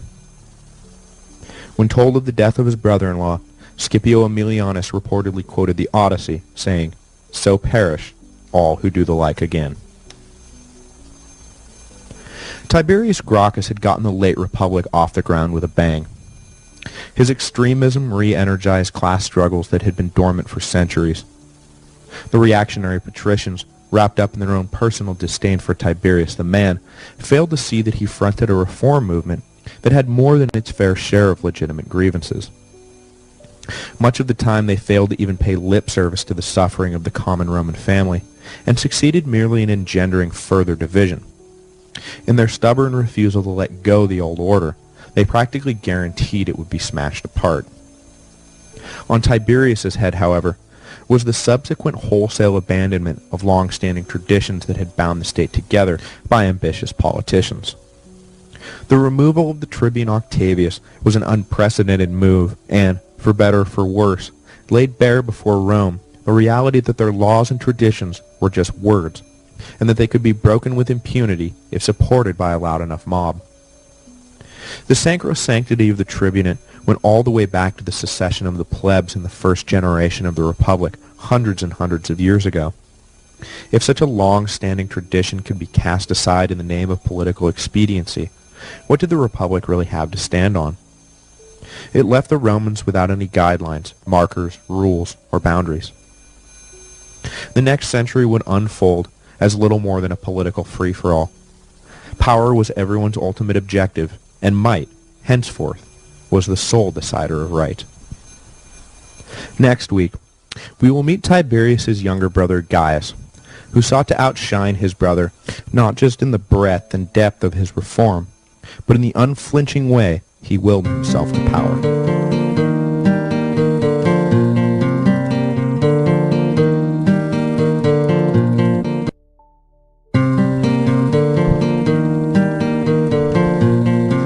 Hello, and welcome to the History of Rome. Last week, we discussed the career of Tiberius Gracchus, whose extreme populism helped kickstart the century of civil strife that would be the Republic's undoing. This is not to say that Tiberius was to blame for the downward spiral, but he certainly staked out a position that forced the Senate to stake out a reactionary counterposition, and it was this polarization, not one side or the other necessarily, that eventually led the Roman people to the safe and comforting arms of Caesar Augustus. Hot on the heels of that #1 summer blockbuster, Tiberius Gracchus, Man of the People, came its sequel, Gaius, Revenge of the Gracchi. And like all good sequels, they took what made the original work, doubled the special effects budget, and quadrupled the size of the crises. If protagonist Tiberius had to save the city, Gaius would be tasked with saving the whole world. What I mean to say by all that is that Tiberius entered office focused on the single issue of agrarian reform and met his downfall running for an illegal second term. His brother would pick up the baton on agrarian reform, but also add a whole slate of other populist reform measures. And where Tiberius failed to win his second term as tribune, Gaius succeeded and met his own downfall seeking an unprecedented third term. The sequel always has to be bigger, better, and go further than the original. It's just good marketing. Gaius was born in 154 BC, the same year his father died. So where Tiberius at least had some contact with their father, Gaius was raised entirely by their mother. He was destined to live his life in the footsteps of his brother, who was 14 years his elder. The entire career of Gaius Gracchus was defined by the path his brother had cut through the wilderness. It was a combination of family obligation and personal revenge that drove Gaius to press his ambitious reform platform, and for the most part, the younger Gracchi did not have much choice. The supporters of Tiberius and the legions of clients that had built up around the family expected him to carry on the legacy, and Gaius simply could not turn away from those expectations. Gaius even began his career in similar fashion to his brother, attached to the staff of their much older brother-in-law Scipio Aemilianus. Like Tiberius, he served in Numantia, though was not there at the time of the campaign that so changed Tiberius's life. And where Tiberius was driven to his extreme populism because of a very public rebuking by the Senate, Gaius was driven by the very public murder of his brother by those same senators. His brother's death left Gaius, at 21, the patriarch of the wealthy and influential Gracchi family. For a few years, Gaius did attempt to pull back from a public career, declining to run for office when he came of age, though, like I say, he couldn't avoid the pressure to follow in the footsteps of his brother, father, grandfather, and ancestors in every direction. Gaius was marked for a public career, and there was nothing he could do about it. In 126 BC, he was elected quaestor and was assigned by lot to a post in Sardinia, and by all accounts served as an able administrator. But it was on the island that Gaius found himself becoming personally embittered towards the Senate in his own right, not just for real and perceived slights against his family, but slights directed at him personally. As quaestor, Gaius served under the consul Lucius Orestes, and in Roman tradition, if a consul was kept on in a certain territory, becoming a proconsul, then his officers stayed with him. In Rome, political class tensions continued to simmer after the death of Tiberius, and the Senate was keen to keep Tiberius's younger brother out of the city while they undid all his work. So they voted to keep Orestes stationed in Sardinia, and Gaius was forced to stay on. Another year passed, and the Senate voted to keep Orestes on again. Gaius began to feel like the Senate was doing this on purpose. So when the Senate again voted Orestes proconsul for Sardinia, Gaius announced he was leaving the island. There was nothing illegal about leaving, but it was completely unheard of. And so Gracchi managed again to turn a binding cultural norm into so much hot air. He returned to Rome, and in 123 BC was elected tribune of the plebs, like his father and brother before him. The sources differ as to whether Gaius entered office with a revolutionary slate of proposals in hand, or whether his platform grew organically as a response to circumstance. What is not disputed is that by the time he left office, almost every aspect of Roman society had been touched by one or another of his proposed reforms. He began innocuously enough, addressing an issue that is actually in the headlines today: skyrocketing grain prices. Though the slave revolt in Sicily had been put down, a plague of locusts, yes, a plague of locusts, had swept through North Africa, and there was a general shortage of grain coming into Rome. The city, swollen with poor and landless families, faced outrageous markups on basic food staples. The conditions that caused the shortages were real enough, but merchants were having a field day, taking full advantage of the panic in the streets. Gaius simply pushed through a cap on the price of grain. Essentially, the Roman state began to bring in grain and sell it at far below the inflated market rate. This transferred the burden of the price spike off the backs of the poor city dwellers and onto the collective back of the state treasury. The Senate was by no means pleased at Gaius's ingenious plan to invert basic economic common sense, buying high while selling low, but it did solve a pressing social concern, and the people loved it, so there was only so much the elites felt they could do. In Gaius's grain plan, we find the seeds of the later full-on food welfare program that became so important during the Imperium. But for now at least, the Roman state merely provided food at a normal price, and was not yet handing it out for free. With the people now fully behind him, Gaius turned to settling old family scores. He passed a measure making it a crime to re-stand for the tribunate if the assembly voted to remove an officer from power.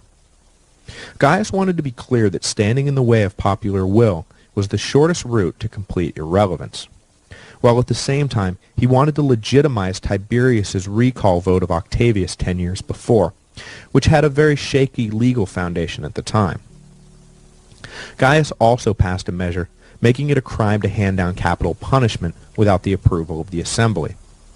This measure was aimed directly at an ex-consul named Laenus, who had overseen the trials and executions of many of Tiberius's associates in 132 BC after the elder Gracchi was killed. Gaius's new law contained the provision that it applied retroactively, and Laenus was forced into exile for an act that was only later determined to be a crime. In most countries today, these kind of ex post facto, or literally after the fact, laws are explicitly prohibited as being an obvious source of mischief. Old scores settled, Gaius returned to what had made his brother so popular to begin with: agrarian reform. The Agrarian Commission, which had been rendered impotent in 129 BC, was rebooted, and the process of identifying illegally held land and redistributing it was taken up again in earnest. Gaius followed this with laws on military service. Henceforth, no one under 17 was to be drafted, and limits were put on the total number of years of service required. Also, an important step in the evolution of the army, Gracchus demanded that the state provide soldiers with adequate clothing.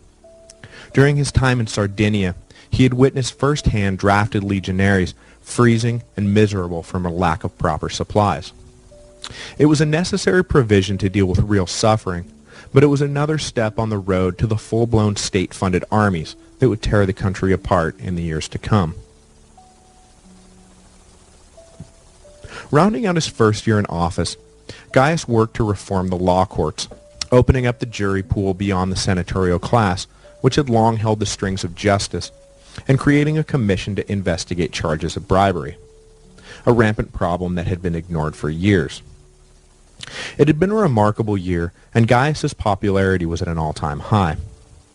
And because of this popularity, Gaius was able to, through no fault of his own, to succeed where his brother had failed and win another term in office.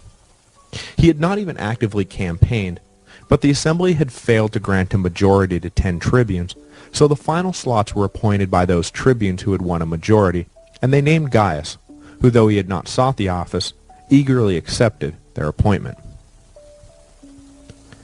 In his second term, Gaius brought to the table one of the thorniest issues of the day and dropped it right in the middle of an already chaotic political environment.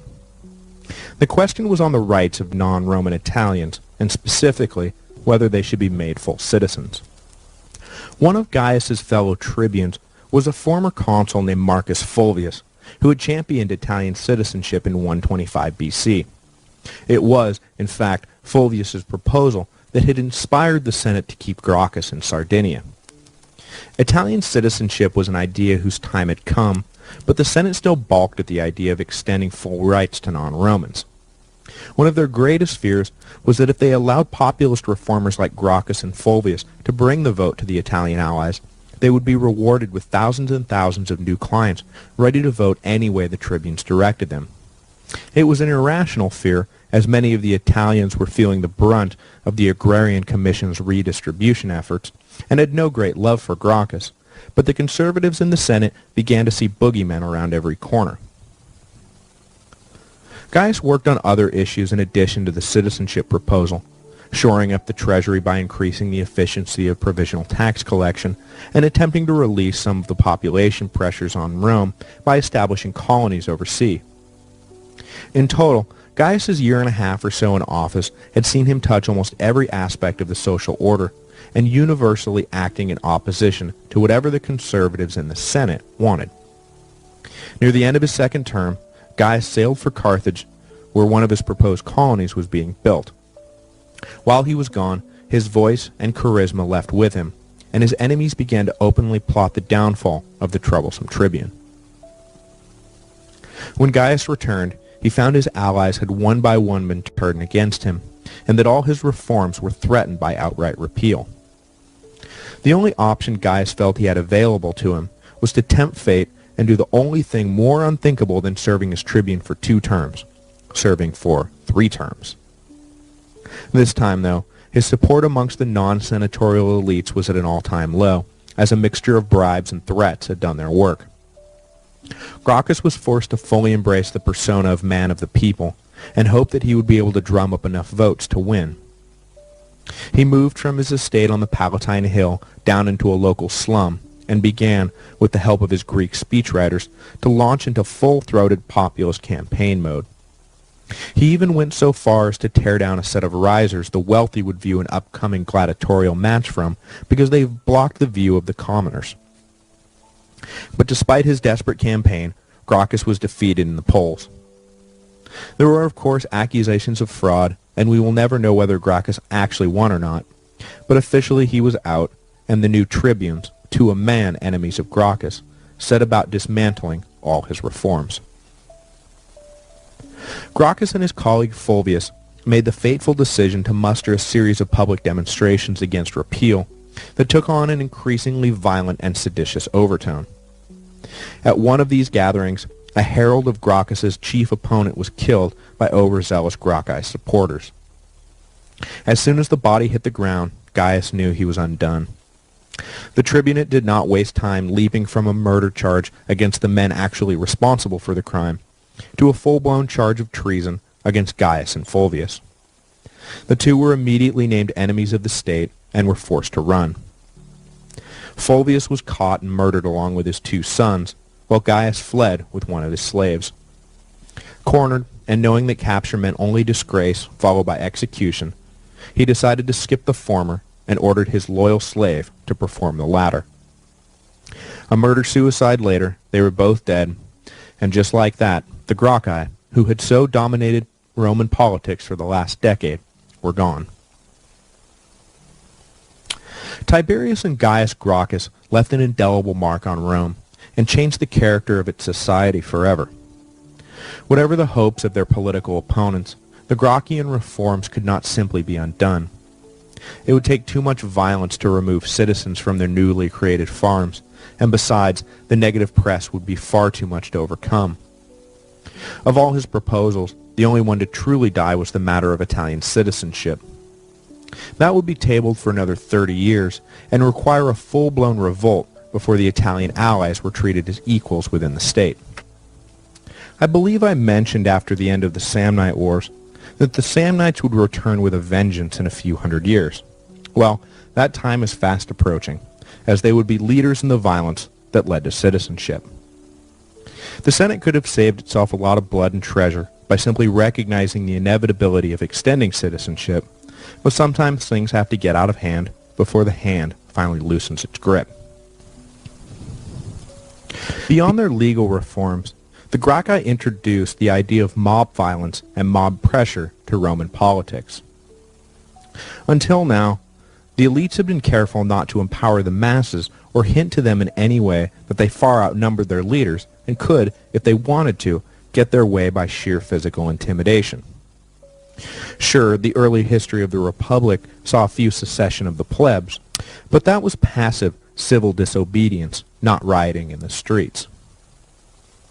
And the lesson of mob violence was a lesson well learned by the next generations, and the streets of Rome will soon run red with the blood of mobs and counter-mobs crashing into one another, egged on by leaders who crave power at any cost. Next week, we will introduce one of those leaders who learned the lessons of the Gracchi all too well. It will take at least 2 and possibly 3 episodes to cover the entire career of Gaius Marius, but his career is one of the most important in the late Republic, and it bears going into in some detail. Because the mark he would leave on the Republic would soon come to resemble the kiss of death, as Julius Caesar would follow his father-in-law's career to its logical conclusion and have himself declared dictator for life.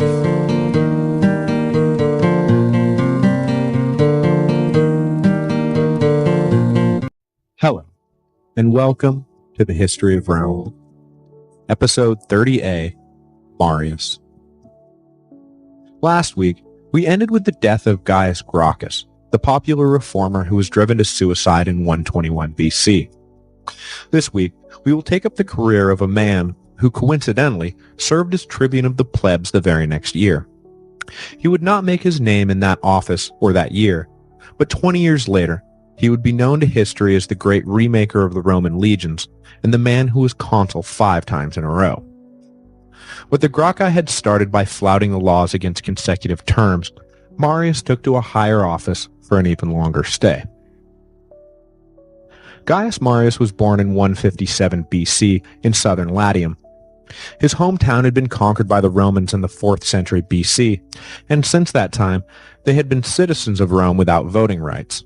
It wasn't until about 30 years before Marius' birth that his people were granted status as full Roman citizens. The story goes that Marius was the son of a simple farmer, but this myth of humble origins was an invention after the fact to help the poor of Rome identify with Marius, the great general and politician. His father was certainly involved in farming, but he was likely a major landowner who had numerous familial and commercial ties to the nobility in Rome. There is no other way to explain how Marius was able to get his foot in the door to high Roman office.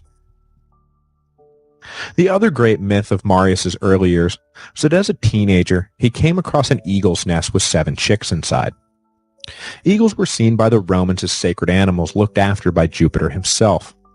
Though again, this myth did not begin making the rounds until years later, especially after Marius began running for his 7th consulship, and it was impressed upon the people that it had all been preordained by Jupiter himself. Elect Marius, he once saw 7 baby eagles, and he's only been consul 6 times. Get it? You don't want to go messing around with the universe, do you? When Marius came of age, he volunteered for service in the army and was placed as an officer. Though this placement hints that his family was well connected, he was never truly accepted by his noble peers. To them, he would always be novus homo, or a new man, meaning that none of his ancestors had ever served as consul.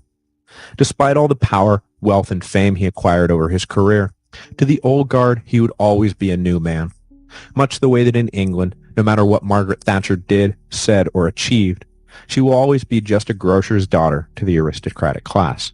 Some ceiling simply cannot be broken through. Though this very status as a new man would solidify Marius's near sainthood in the eyes of other ambitious young men who could not trace their family trees back to Romulus. As a young man, Marius was stationed with Scipio Aemilianus in, wait for it, Numantia, just like our old friends the Gracchi brothers. In 134 BC, he ran for and was elected one of 24 military tribunes for the Spanish legions. He was an unknown candidate, but had a stellar service record to present. Unable to trade on his name, Marius traded on his skills and accomplishments. What a concept. This began Marius's slow and sometimes agonizing climb up the Roman political ladder. At each rung he was resisted by the old guard, who were never quick to embrace new men. So unlike many other great figures in Roman history, his elections were never a foregone conclusion. In 120 BC, though, the year after Gaius Gracchus's turbulent final term in office, Marius was elected a tribune of the plebs. He was able to do this by securing the blessing of a noble named Quintus Metellus. Though only 3 years older than Marius, the Marii family had long been clients to the Metelli family, and the old client-patron dynamic played out. Once in office, though, Marius infuriated his patrons by helping pass an election reform law the Metelli opposed. The bill, and I am not making this up, required a narrowing of the passageways electors walked down on their way to the ballot box to prevent harassment by partisans for one side or the other. The lofty ideals of democracy are often reliant on such micromanagement. The price of freedom, it seems, is eternal vigilance over the width of hallways. His relationship with Metellus strained, Marius's career stalled. Though after a few years, he stepped up another rung and managed to get elected praetor, despite charges of ballot fraud. I guess it doesn't matter how narrow a passageway is if the man walking down it is going to cast 50 votes. Marius served in Spain with some distinction for a few years and then returned to Rome, where he married the aunt of yet-born Julius Caesar. I have to apologize for conflating Marius with Cinna at the end of last week's episode. Marius was Caesar's uncle-in-law, not father-in-law. The marriage was a boon to Marius's career and earned him a whole host of new allies amongst the elite, and around 110 BC, he even patched things up with his old patron Metellus. At this point, I would like to shift gears before we move into the next stage of Marius's life and give a little background on where he and Metellus are headed. In 119 BC, the son of Massinissa, the old Numidian ally of Rome from the Punic Wars, passed away. He left the kingdom to his two sons and a third adopted son named Jugurtha, who was technically the dead king's nephew. All three were grandsons of the great Massinissa. Jugurtha did not like to play nice with the other children, though, and immediately set about running the other two out of town. He assassinated one, but the other escaped and fled to Rome. Concerned at the power struggle in their client state and the economic disruptions caused, the Romans sent a delegation to find out what the trouble was all about. When he was a young man, Jugurtha served in Spain as a cavalryman alongside the Romans and had noticed the most glaring weakness of the legions, the ease with which its commanders could be bribed. Military commanders at this time, no longer fighting for survival, were clearly in it for the money and prestige, and saw no important distinction between plundering by force and accepting bribes not to plunder. In fact, the latter seemed far more cost-effective. Of course, to the Romans the idea of bribery was officially morally reprehensible, but this fact had little impact on commanders in the field. So when the Roman commission came to adjudicate the budding civil war in Numidia, Jugurtha bribed them handsomely to decide the issue in his favor, which they promptly did, being men of honor. Left alone and in control of half the kingdom, Jugurtha set about attacking his cousin brother to win the other half. In this struggle, the Italian merchants and citizens came down almost universally against Jugurtha, who was causing a lot of trouble and disrupting trade. In retaliation, Jugurtha took the provocative step of executing a number of Italians in his custody. The Senate could not stand by and let this go, so they sent an army to deal with the upstart. But the Roman armies were able to do little against Jugurtha. Suspiciously little. At once, an investigation was undertaken into accusations of bribery, and Jugurtha, still technically a client of Rome, was summoned to account for himself. But a few well-placed bribes later, Jugurtha was on his way back to Numidia, free as a bird, and no finding of fault being handed down on anyone. You gotta hand it to him. There is something poetic about bribing your way out of charges of bribery. But the Roman people were still up in arms about the barbarian king, and in 109 BC, the consul for the year, Marius' old patron Metellus, was sent to Numidia to put down what had become a full-fledged rebellion. He took along Marius to serve as chief lieutenant. The campaign was frustrating for both sides. Metellus was too honest to be bribed, and realizing this, Jugurtha kept to the mountains and away from the invading legions. The Numidians took a page from old Fabius the Delaire and embarked on a war of attrition with the Romans. Metellus was never able to pin the African prince down, and his troops and the public back home began to lose patience. Accusations of bribery were hurled at Metellus, and though innocent, his own perceived failure became damning evidence. Marius watched with frustration equaling that of the Roman people. He thought Metellus far too cautious and began to get the idea that he could do a better job. To curry favor with the troops, he relaxed discipline in camp and began letting it be known that if he were in charge, this war would be over in a week. Troops and traders both began to write home praising Marius to the sky, and a groundswell of support began to coalesce around the confident lieutenant. Marius asked permission to return home and stand for the consulship. Metellus disapproved of the idea, but knew the troops were getting restless, and it wouldn't do anyone any good to have Marius sulking around camp stirring up trouble, so the consul let him go. Marius came back to Rome and campaigned on a platform denouncing the slow pace of Metellus' strategy. He spoke confidently of his plan for victory, which involved aggressive scorched earth tactics. The public, wary of corrupt officials prolonging the war, swept Marius into his first consulship in 107 BC. The Senate was not exactly pleased at the do-gooder Novus Homo, who was about to spoil all their fun, and while accepting his election, attempted to deny his appointment to command of the Numidian legions. The People's Assembly, however, countered the move by invoking a little-known clause that gave them final say over a consul's placement in the field. Marius was given Numidia and tasked simply with following through on his promise to end the war. To accomplish this goal, Marius asked permission to raise his own legions. This permission was granted, but then Marius asked for an exemption from the rules governing recruitment. The number of men who qualified under the old census rules had dwindled to a bare few, even after the property qualifications had been lowered and lowered again, until they practically did not exist. The army Marius raised for the Numidian campaign, while the logical conclusion of years of rewriting the rules, nonetheless marked a clear break with the past. There would be no property qualifications this time. Any citizen was eligible, landowner or not. The floodgates were open, and the poor citizens of Rome flocked to join Marius' new army. Though the move was supposed to be a temporary measure that affected only this specific levy, there was no turning back. Henceforth, the ranks of the legions would be filled by the poorest of the poor, not the richest of the rich. The elites had grown tired of the burden of military service anyway. They had plush estates and Greek philosophy to read. Let the rabble risk their lives in the provinces. It might clear off some of the excess population, and besides, it gave the poor something to do besides railing against their injustice of their lot in life, which was becoming such a bore. Let the beggars be soldiers. Whatever. It was a fateful moment that greatly accelerated the path to military dictatorship and imperium.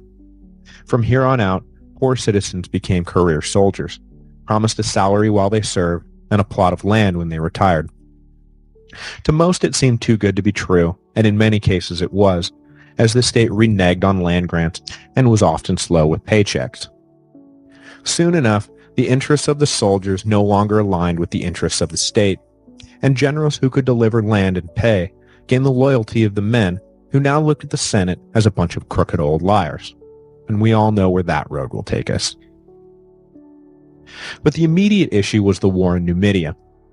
Marius took his newly minted soldiers to Africa and promptly delivered on his promise, though it wasn't scorched earth brute force that carried the day, but rather a little backroom treachery of his own. After finding it was not as easy to bottle up Jugurtha as he thought, Marius dispatched one of his lieutenants to a neighboring kingdom to convince the local king, the father-in-law of Jugurtha, to betray the rebellious prince. Through a mixture of bribery and cajoling, the young lieutenant was able to pull it off, and the king delivered Jugurtha to the Roman delegation in chains. Their general captured, the Numidian army surrendered. Because he held imperium over the war, Marius received all the credit for his lieutenant's actions. There was nothing really improper or unprecedented about this, but it did stick in the craw of the young officer, who Marius failed often to even mention as he described how he won the war. The incident would mark the beginning of a rift between Marius and the young officer, a man named Lucius Cornelius Sulla.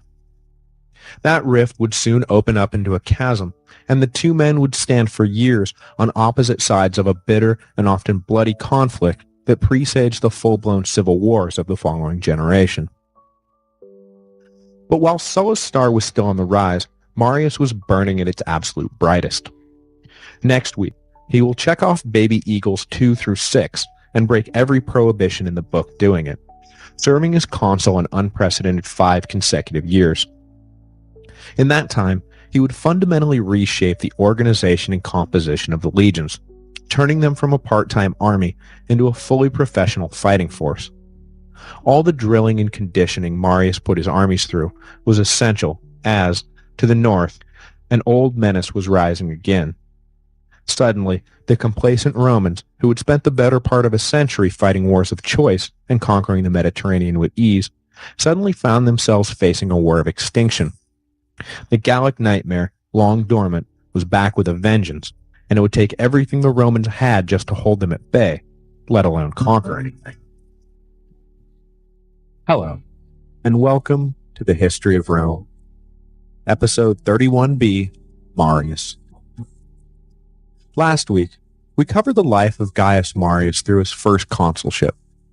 Up to this point, his career was impressive but hardly unique.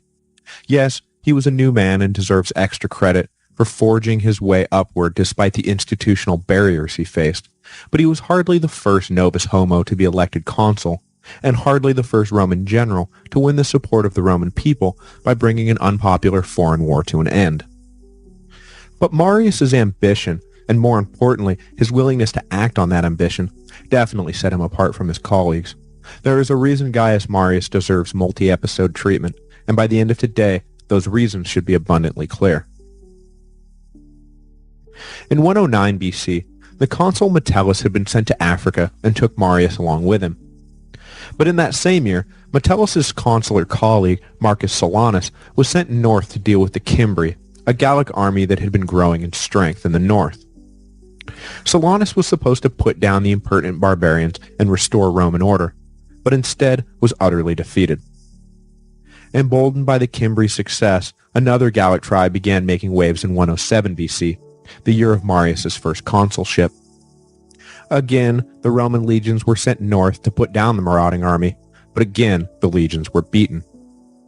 This time, the Roman officers left standing were only able to save their defeated troops by having them pass under the yoke, a humiliating ritual for the proud Romans. At this point, the most pressing matter was the war in North Africa, but it was fast becoming apparent that Rome faced a very real threat in the resurgent Gauls. In 106 BC, the Romans met with some success as their consul for the year, Quintus Capio, pacified a rebellious town and reintroduced some semblance of Roman superiority. But he was to give it all away the next year, leading to the circumstances that allowed Marius' unprecedented run of consulships to commence. In 105, Capio was made proconsul in Gaul, and the new consul for the year, Gnaeus Mallius, was sent north with an army to join him. Mallius, like Marius, was a new man and the noble Caepio had little interest in serving with, let alone serving beneath, the new consul. The Cimbri were on the move again, and had been joined by another of the migrating Germanic tribes, the Teutones, on the east side of the Rhone River. Mallius crossed over with his army, but when he engaged the tribes, Caepio refused to come to his aid. Only after special pleading from the Senate did Caepio agree to help the consular army. Even then, he refused to join his forces with Mallius's troops. As a result, the Cimbri and Teutoni turned first on Caepio's smaller force and drove him off, and then they swung back on Mallius, who was pushed back to the banks of the river. With nowhere to run and no reinforcements to speak of, the Romans were crushed, with casualties running upwards of 80,000. The entire debacle was chalked up in the Roman press as another example of the haughty oligarchs disrespecting anyone who did not come from their close caste. Caepio would not have left a patrician cousin out in the cold like that. It was only because Mallius was novus homo that so many good Roman sons and husbands were dead on the banks of the Rhone. The popularity of the patricians was at an all-time low.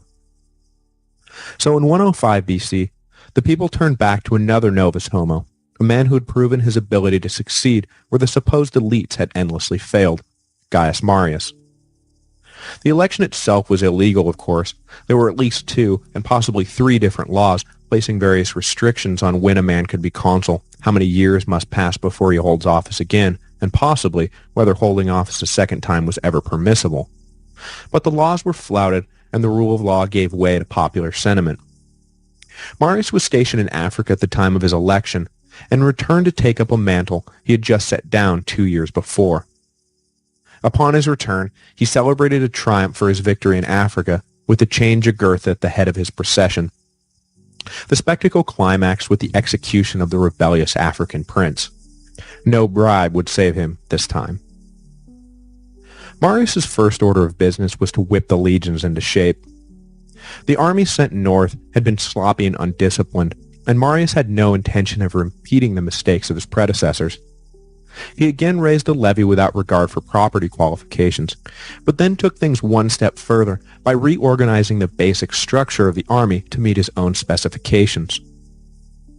It was this extra step that really secured Marius's place in history, because in doing so, he would completely abandon the maniple system and the traditional 3 lines that had served the army so well over the past 200 years in favor of a more robust and more mobile legion.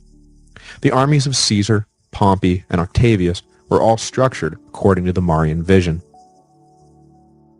The first thing Marius did was abolish the maniple as the basic tactical unit.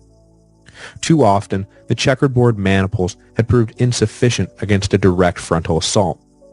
Plus, when not facing a lockdown phalanx, it was easy for a single maniple to be surrounded and cut off from the rest of the legions. So Marius took what had once been merely an administrative classification for 3 maniples, the cohort, and made it the basic tactical unit. Now, rather than 160 men marching off together, the tactical box was made 400 to 500 men strong.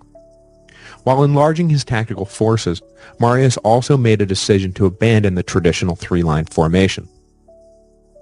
It really speaks volumes of Marius's self-assuredness that he would so casually shrug off an organizational structure that had conquered most of the known world. Some would call it outright arrogance, but all his alterations were made with an eye on the coming battle with the Gauls, a campaign that would involve a lot of headlong charges from a numerically superior force.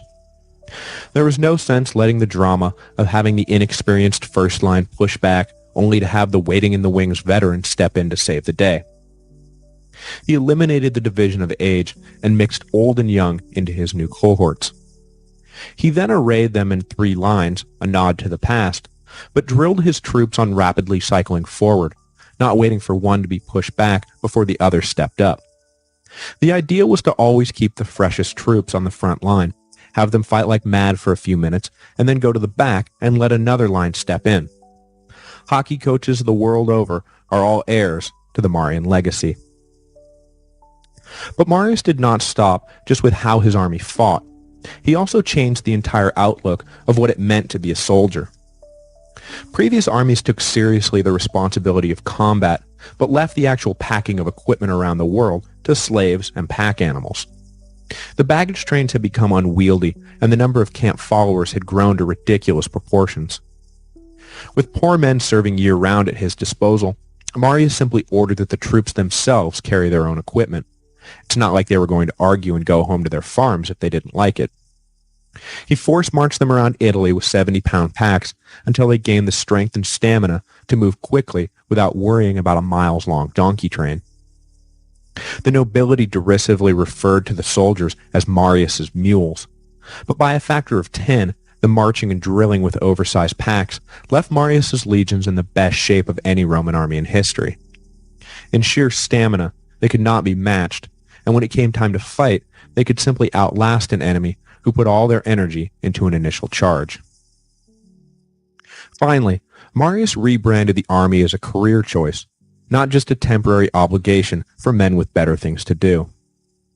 He made statutory land grants to men who served their full 20 years of service and regulated dispensations of food, clothing, armor, and weapons. Marius also began to actively promote from within, taking the best of his foot soldiers and making them officers when they displayed courage and initiative. These commissions, of course, came at the expense of the young nobles, who had long been accustomed to simply stepping into positions of leadership without any real battlefield experience. The move at once made the army better, made the men love Marius, and hacked off the old patrician order. But the hurt feelings of the nobility was of no consequence to Marius, and he was single-minded in his pursuit of recapturing the glory of the old Roman legions. They had been the best for years, but were dangerously close to letting it slip away out of complacent laziness of the patrician elites. The Gallic armies waiting in the north would not simply lay down their arms because some 10th-generation Claudii led the army, and to Marius, that was all that mattered. The Cimbri and Teutoni, of course, made all of these reforms possible by simply cooling off their offensive for a few years. The Cimbri had decided to try their luck in Spain, while the Teutones laid low in southern Gaul for a few years. Marius was returned for a third consulship in 103 BC to continue his reform efforts of the legions, and when that term expired, he sought office again, not wanting all of his efforts at reshaping the legions to be wasted by some new consul who did not understand what Marius was trying to accomplish. Plus, he had been preparing for a great showdown with the Gauls, and frankly, they were not playing their part very well. Marius had put a lot of effort into building an army that could defeat them, and now he wanted the credit and glory he felt he deserved. In 102 BC, in the midst of his fourth consulship, and third in a row, the barbarian tribes finally obliged and set about planning invasion of Italy. Though the Cimbri and Teutones combined to form an army a staggering 200,000 men strong, they made a critical error and decided that instead of overwhelming the Romans in a single mass onslaught, they would divide and invade Italy on two fronts. It may have looked good on paper, but it let the outnumbered Romans off a rather large hook. With the barbarian army divided, Marius could focus on one, then the other, without ever facing the insurmountable odds that an army of 200,000 men presented. The Cimbri circled around and were set to come into Italy through the Alps from the northeast, while the Teutoni were to come in along the Mediterranean coast. Marius sent a force under his consular colleague's direction to delay the Cimbri's passage through the Alps, while Marius himself took his new toy into France to head off the Teutones before they ever got to the mountains. Further tribal recklessness led to another piece of good luck for Marius. A contingent of 300,000 Germans broke out ahead of the main barbarian army as soon as they caught sight of the Romans. Marius was able to rout this charge with ease and place half a legion behind some nearby hills before withdrawing. The rest of the Teutonic army marched forward in pursuit, and when they had passed the hidden cohorts, Marius turned and attacked. All their attention forward, the barbarians never saw the 3,000 Romans emerge from their hiding place. Unsure of who or what was attacking them from behind, the barbarian army became a mass of confusion, which Marius easily exploited. The Teutonic army was annihilated. Things did not go smoothly against the Cimbri, however. The other consul for the year had been unable to hold them back, and by the end of 102 BC, Italy found itself playing the unwilling host to 100,000 barbarian invaders. In the elections that year, Marius was again returned as consul, No sense in getting off the horse in midstream. In the summer of 101, Marius led the horse safely to the other side of the river, meeting and defeating the much larger barbarian army. All the drilling and marching proved the difference against the far larger but far less disciplined hordes.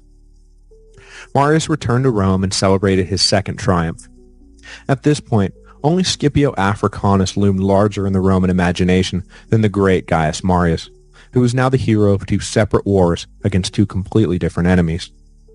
Sure, there was grumbling in the upper classes about this commoner who seemed to be making himself king, but the danger was as real for them as it was for the lower classes, and Marius proved himself more than up to the tasks for which he had been assigned.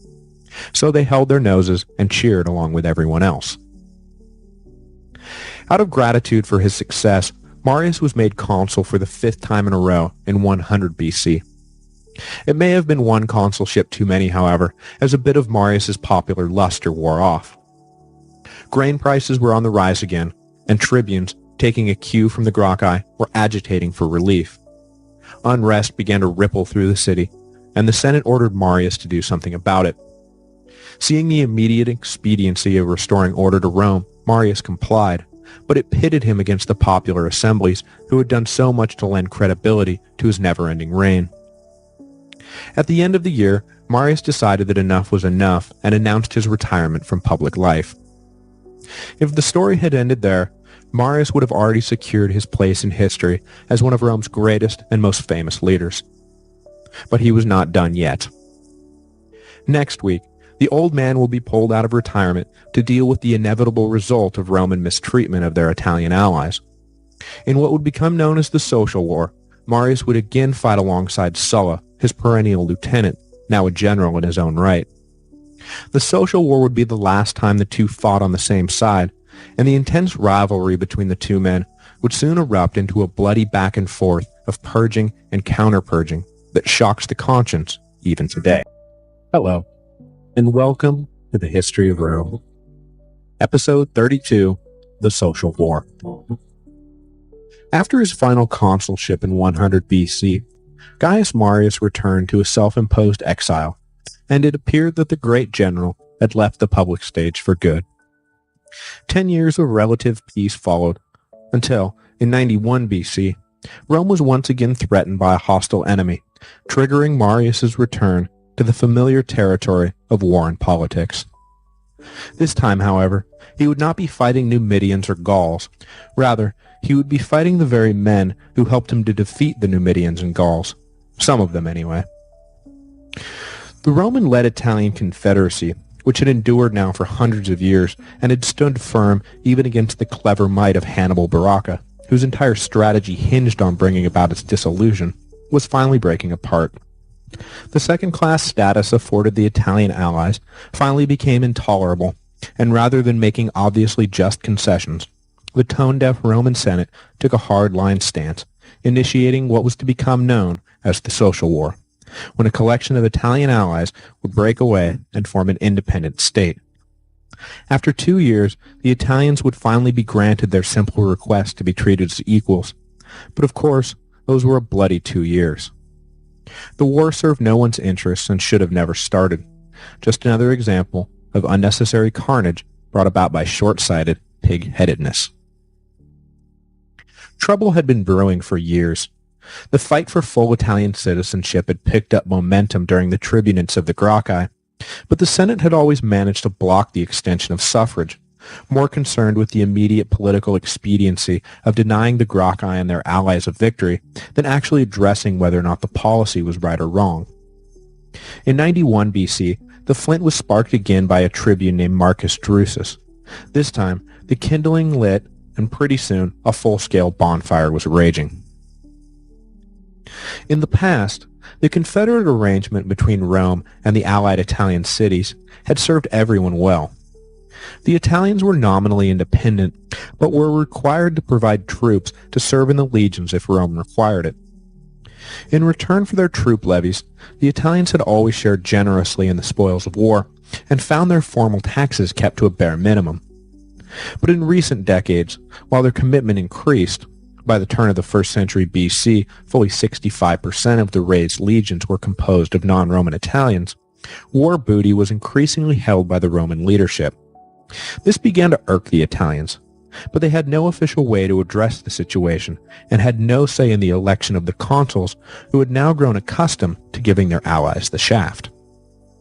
Their attitude grew steadily worse after Marius eliminated the distinction between Roman and non-Roman legions. Indeed, Marius famously stated that in the din of battle he could not tell Roman and ally apart. So here they were, literally fighting side by side with the Romans, but taking home an increasingly reduced share of the profits.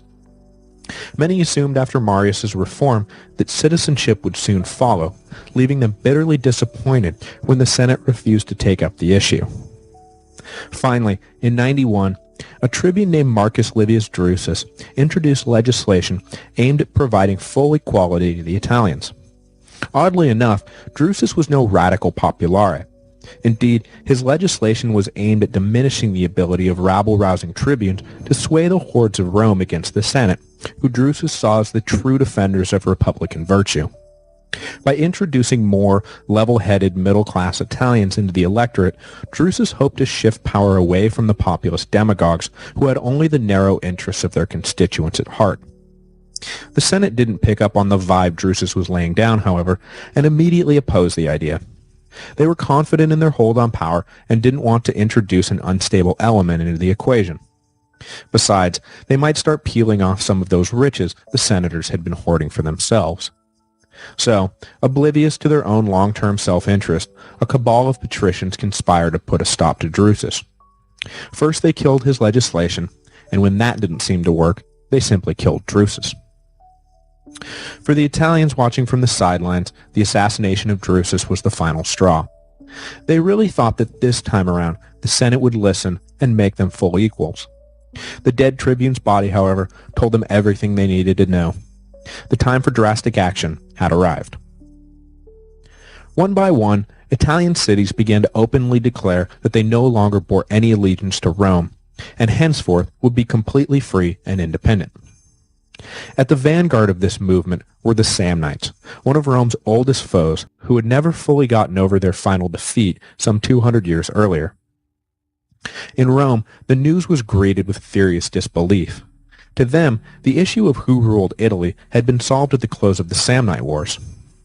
But the disbelief did not delay their actions, and legions were immediately raised to put the upstarts back in their place. Across Italy, though, town after town joined with the anti-Roman confederacy. The only region to remain steadfastly in the Roman camp were the Latins.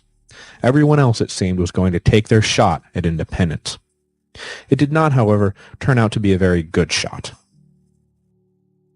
In the city of Corfinium, which lay across the Apennines due east of Rome, representatives of the various Italian cities gathered to formalize their alliance. They renamed Corfinium Italica and declared that it was the seat of a new government based on the Roman model, complete with its own senate and assemblies, but completely free of Roman rule. The immediate business of the new Italian government was the very war their existence had sparked. The Romans were not going to take this rebellion with grace and good humor, so preparations had to be made to withstand the inevitable onslaught.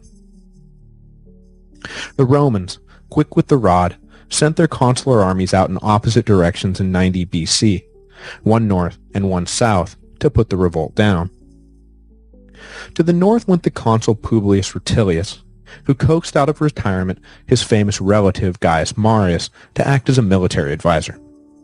It didn't do much good, though, as Rutilius quickly led his army to a series of blundering, mistake-prone defeats. Finally, the consul made his one positive contribution to the war effort by getting himself killed. After the consul's death, Marius stepped into the leadership vacuum and quickly had the northern Italians on the run. With the situation in the north for the most part well in hand, the focus of the Romans turned south, where they faced the horrible déjà vu of crossing swords with the dreaded Samnites.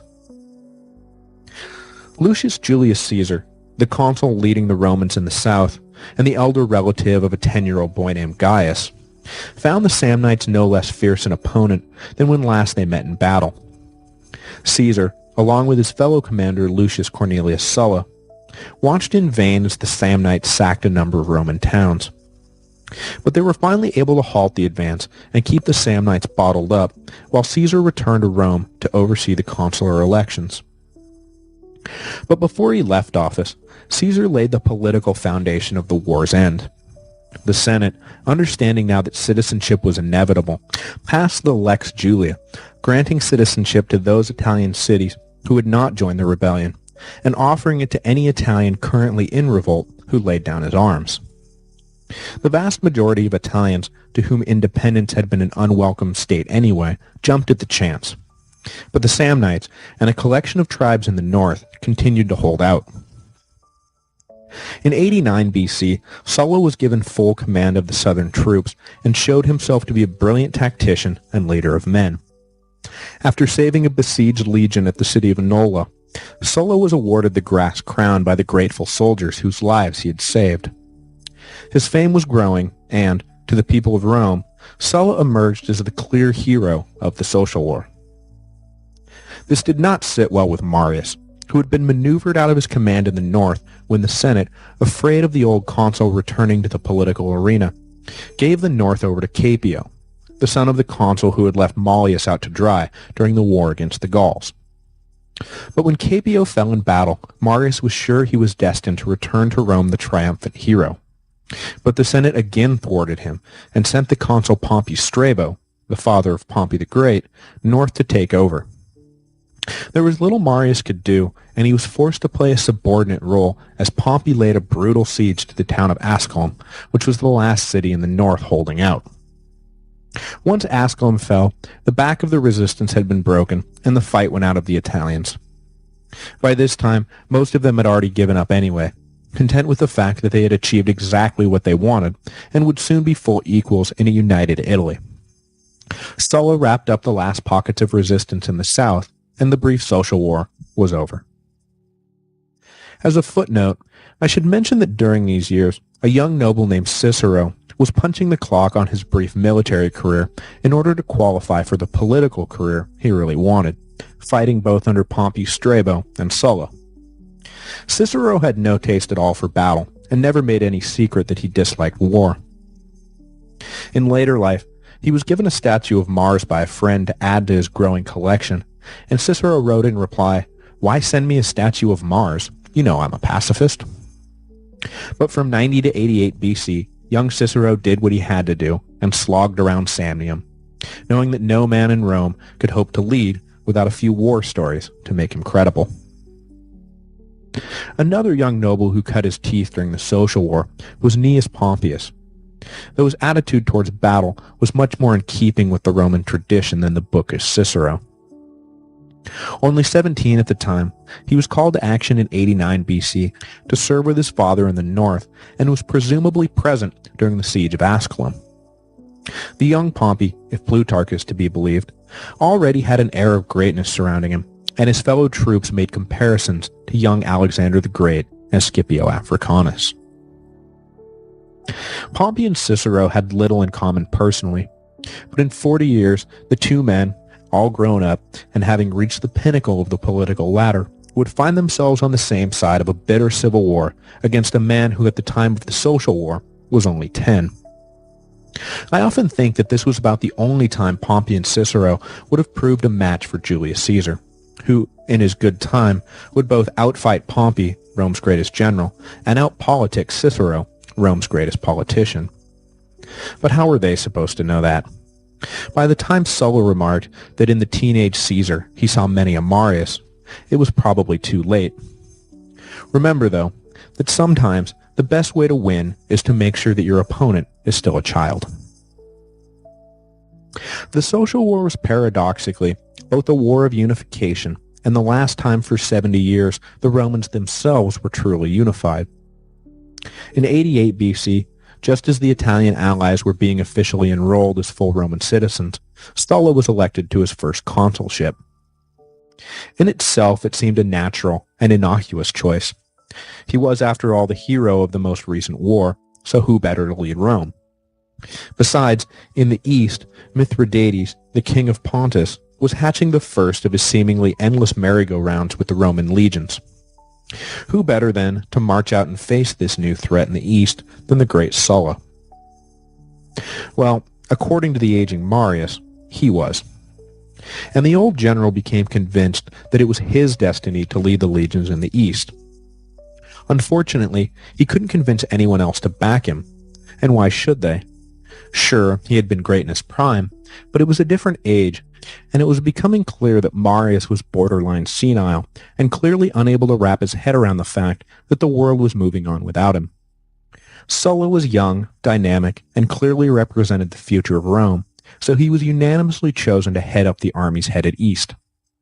Marius, bitter in defeat, decided that rather than go out quietly, he would order his hardcore partisans to do everything in their power to reverse the decision and place Marius himself back in charge.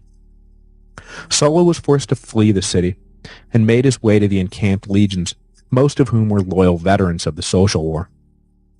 But though he briefly held on to power, Marius's desperate, selfish grab triggered a wholly unprecedented response from Sulla, who did not take his eviction well. Pretty soon, word reached Marius and his partisans that the aggrieved consul was on his way back, at the head of a full consular army. Sulla, it seemed, was marching on Rome.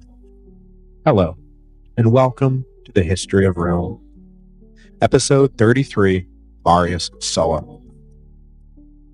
After emerging as the hero of the social war, Lucius Cornelius Sulla had been elected consul in 88 BC. With the brief civil war put to rest, Roman attention was immediately diverted east, where Mithridates IV, king of Pontus, was threatening the newly incorporated province of Asia, located on the far side of the Aegean. Trouble had been brewing for years, and in 88 BC, Mithridates did not simply cross the line, he jumped over it. After several run-ins with the Roman legions garrisoned in the east, Mithridates decided that the Westerners had to go, and Anatolia should be returned to her native people. To this end, he initiated a mass slaughter that was to become known as the Asiatic Vespers. Enlisting the help of locals in cities across the Turkish peninsula, anyone who so much as spoke with a Latin accent was targeted for death. Over 80,000 Roman citizens and allies were murdered across the east, coinciding with the king's invasion of Asia. The Romans were justifiably horrified and immediately raised an invasion force to avenge the slaughter. Sulla was the natural choice to lead the invasion, but old Marius had his mind set on one last fling with glory, and arranged for the Senate's choice of Sulla to lead to be annulled by the people's assemblies. This annulment was guaranteed when armed gladiatorial bodyguards in the employ of Marius and his allies literally threw senators out of the Senate so a quorum could not be reached to overturn the original decision the Senate had come to originally. The introduction of mob violence into Roman politics precipitated by the Gracchi was starting to become less and less an exception, and more the rule. Sulla was forced to flee for his life and made his way to the army encamped along the Adriatic.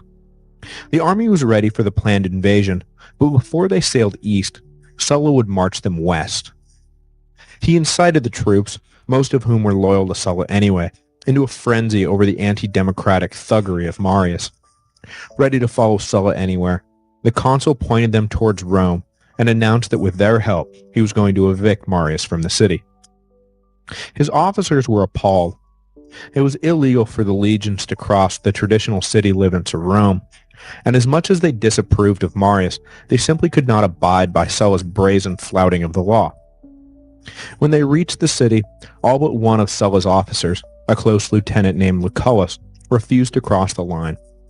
Sulla respected their decision, but was not dissuaded from his plan, and took the troops right into Rome. Inside the city, Marian partisans organized gladiators and slaves into a defense force, but they were no match for trained legionnaires, and in the brief street fighting that ensued, Sulla's army had no trouble turning the pathetic defenders to heel. Marius himself barely escaped with his life and fled, along with his son, to Africa. Sulla restored order to Rome, had Marius declared an enemy of the state, and put the Senate back in control of the city. All of this drama filled the entirety of Sulla's year as consul, and it wasn't until 87 BC that he was actually able to lead his army out of the city to the east, where they should have already commenced the retaliatory campaign against Mithridates. But the minute Sulla left town, Marius began to plot his return. Many in Rome, who had been ambivalent in the political showdown between Marius and Sulla, had been pushed over to the Marian camp by Sulla's completely illegal and immoral seizure of the city.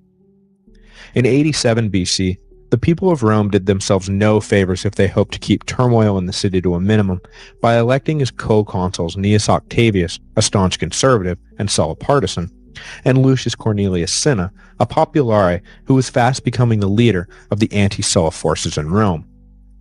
While not necessarily pro-Marius, Cinna nonetheless saw an alliance with the old general as an advantageous way to box out Sulla's allies. Throughout 87 BC, Octavius and Cinna clashed repeatedly, until Cinna was driven out of town by an angry mob. Once outside Rome, Cinna immediately began gathering men who were to help him fight his way back to power. Marius, meanwhile, was raising an army in Africa with the intention of following the precedent Sulla had just set by marching on Rome and capturing the city. When Marius crossed the short span of the Mediterranean back into Italy at the head of a loyal army, Cinna saw an opportunity to strengthen his own position. He formally joined with Marius, and the combined forces stormed into Rome. What followed was 5 straight days of terror and bloodshed. Marius simply released his army inside the city, with orders to kill anyone allied with, or suspected of allying with, or suspected as having the same name as someone who was allied with Sulla. Noble families fled or fought depending on their disposition. Captured Sulla partisans were killed, and their heads were displayed in the forum. Finally, after 5 days of unchecked violence, Cinna could stand no more and ordered his own troops to put a stop to Marius's men. The army from Africa was ordered to stand down, and those who refused were killed by Cinna's troops. Order finally restored, elections for next year's consulships were held. That Marius and Cinna were elected came as no surprise to anyone. Everyone who opposed them was either dead or fled. For Marius, the election to his 7th consulship fulfilled the promise of his legendary encounter with the 7 eagle chicks so many years before. Satisfied that his destiny had been met, the old general died in 86 BC, just 2 weeks after his election, leaving Cinna in sole control of Rome. While all this drama was unfolding back home, Sulla was off in the east leading the effort to repacify Greece. Mithridates had overrun the province of Asia and had made the Greek cities along the Aegean coast his accomplices in the mass murder of Latins in Anatolia. Welcomed as a liberator, the king pressed his luck by going one step further and attempted to push the Romans out of Greece altogether. In his effort, he was backed by the Armenian kingdom, which was reaching the zenith of its own power. Combined, the two hoped to retake the eastern Mediterranean from the alien Westerners. The ensuing war with Rome would have far-reaching consequences. Rather than being pushed back to where they came from, the Romans wound up planting their standards even further from home. When Sulla crossed over to Epirus in 87 BC, he found that Mithridates was well on his way to turning the Greeks against Rome. In Athens, a puppet tyrant had been installed and was backed by a Pontic army, led by Mithridates' most able general, Archelaus. This would be as far west as Mithridates would make it, however, as the mere sight of the 40,000 Roman soldiers was enough to convince the remaining Greek cities to remain loyal. Sulla's first order of business was to bring Athens back into the Roman fold. When he arrived, though, the city was obstinate and shut its gates, so Sulla was forced to sit back and lay a siege. While encamped outside the city, refugees from the Marian Reign of Terror began to trickle in, and Sulla first received the news that Marius had returned to power, and that he had been officially exiled from Rome. He maintained his focus on the task at hand, however, and for the rest of the year and through the beginning of 86 BC, Sulla remained at the gates of Athens. Finally, in March of 86, the vigilance of the Athenian defenders waned, and Sulla stormed the walls in a midnight raid. Once inside, Sulla was not feeling particularly generous and did nothing to rein his troops in. The slaughter was only halted after Greek friends of Sulla begged him to stop the carnage. The Pontic army under Archelaus had sailed north, and Sulla left Athens to lick its many wounds. On his way out the door, however, Sulla set fire to the Athenian port of Piraeus, a final reminder of what happens to those who stand against Rome. Sulla caught up with Archelaus north of Athens in the Greek province of Boeotia. The Pontic army by this point numbered 120,000, 3 times larger than the Roman legions chasing them. Sulla studiously avoided being drawn into a fight until he found terrain that would mitigate Archelaus' overwhelming numerical advantage. Finally, at Chaeronea, Sulla found his spot. He lured Archelaus into attacking when the Romans held fortified high ground. With Sulla personally dashing from wing to wing to keep up with wave after wave sent in by Archelaus, the Romans outlasted the increasingly stretched-thin Pontic army. Seeing a shot, Sulla charged and chased the opposing army back towards their camp, encircling them before they reached home base. The final casualty figures showed that while the Pontic army had been slaughtered, the Romans emerged from the battle practically unscathed. With this smashing victory in Greece, Sulla remained as popular as ever with the people of Rome, despite the continuing hostility from the elites left in the city, and the fact that he technically was in exile. Cinna was re-elected consul in 85 BC, and decided that Sulla needed to be formally relieved of duty, not because there was any doubt he would triumph over Mithridates, but because there was no doubt he would eventually triumph over Mithridates, and that victory would leave Sulla, unquestionably, the most powerful man in Rome. So Cinna raised an army and placed men with strong anti-Sulla passions in charge. They were to find Sulla, relieve him of his command, and combine the two armies. However, when the army led by Lucius Valerius Flaccus and Gaius Flavius Fimbria arrived and camped beside Sulla's army, things went backward. Sulla encouraged the new arrivals to defect over to his side, and pretty soon, the new army was hemorrhaging troops. Flaccus, unable to make Sulla stand down, led his army north, officially to track down the army Mithridates himself was leading towards Greece, but unofficially to simply distance himself from the seductive charisma of Sulla. The dissension in the ranks spread, however, and the remaining troops soured on Flaccus. Eventually, his second-in-command Fimbria led a mutiny. Flaccus was murdered and Fimbria took over. But being a staunch Marian partisan, the new leader had no intention of joining with Sulla. He just wanted to take Mithridates himself and steal Sulla's thunder. Sulla himself remained behind in Boeotia, readying himself for the rematch with Archelaus, who was being reinforced from the east by the Armenians, and soon was back at the head of an army again numbering more than 100,000. The two sides met at Orchomenos, but the outcome was no different this time around. The superior tactical ability of Sulla, which was executed by the far more disciplined Roman soldiers, was too much for the Pontic army. Once again, Archelaus was forced to make a run for it as Sulla annihilated the army he left behind. After crossing the Hellespont into Asia, Fimbria found Mithridates and fought a limited battle that saw Rome get the better of the Pontic king. But without support from the Roman navy patrolling the Aegean, Mithridates was able to slip away from Fimbria. The navy, led by Lucullus, Sulla's most loyal officer, was not about to come to the aid of a political enemy. Mithridates, however, could see the handwriting on the wall, and in late 85 BC, he offered to come to terms with the Romans. The Pontic king met with Sulla, much to Fimbria's dismay, and peace terms were hashed out. Mithridates was to remain in control of Pontus, but had to otherwise withdraw his forces from every other region he occupied. Rome would move in and occupy these territories, extending Roman dominion even further into the east.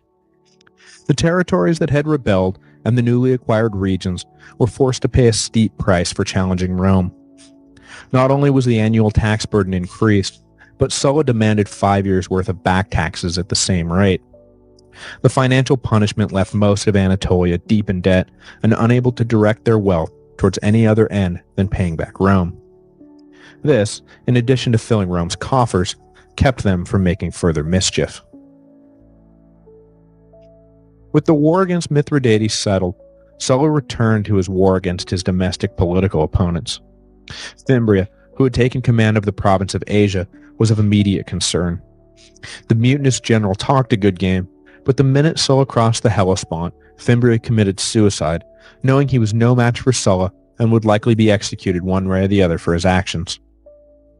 With the east fully pacified, Sulla began to strategize about a return to Rome.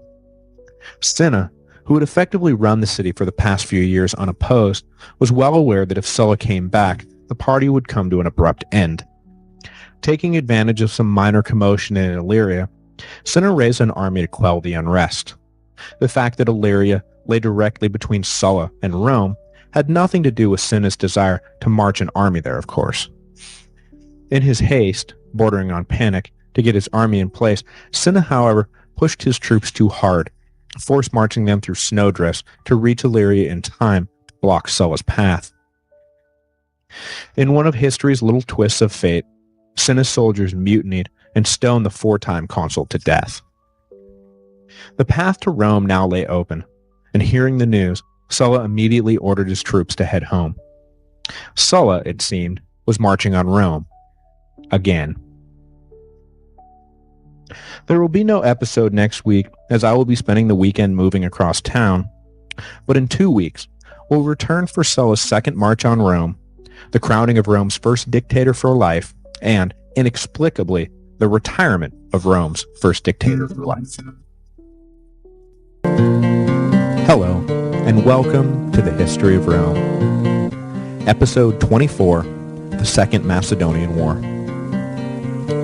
Last time, we ended with the Roman victory over Carthage in 202 BC, leaving Rome as the undisputed master of the Western Mediterranean. After nearly 20 years locked in a massively destructive conflict, one might assume that the Romans would take some time off. After all, the demise of Carthage left no real challenge to the Roman hegemony in the West, and there was an abundance of new trading opportunities, lands to settle, farms to rebuild, and families to grow. Why not enjoy the fruits of their newfound dominance and retire peacefully to country estates to grow olives and sip wine?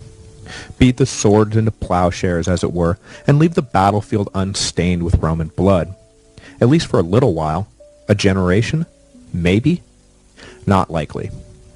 Immediately after winning the West, the Romans wasted no time leveraging their newfound big boy status and embroiling themselves in the cutthroat world of Greek power politics.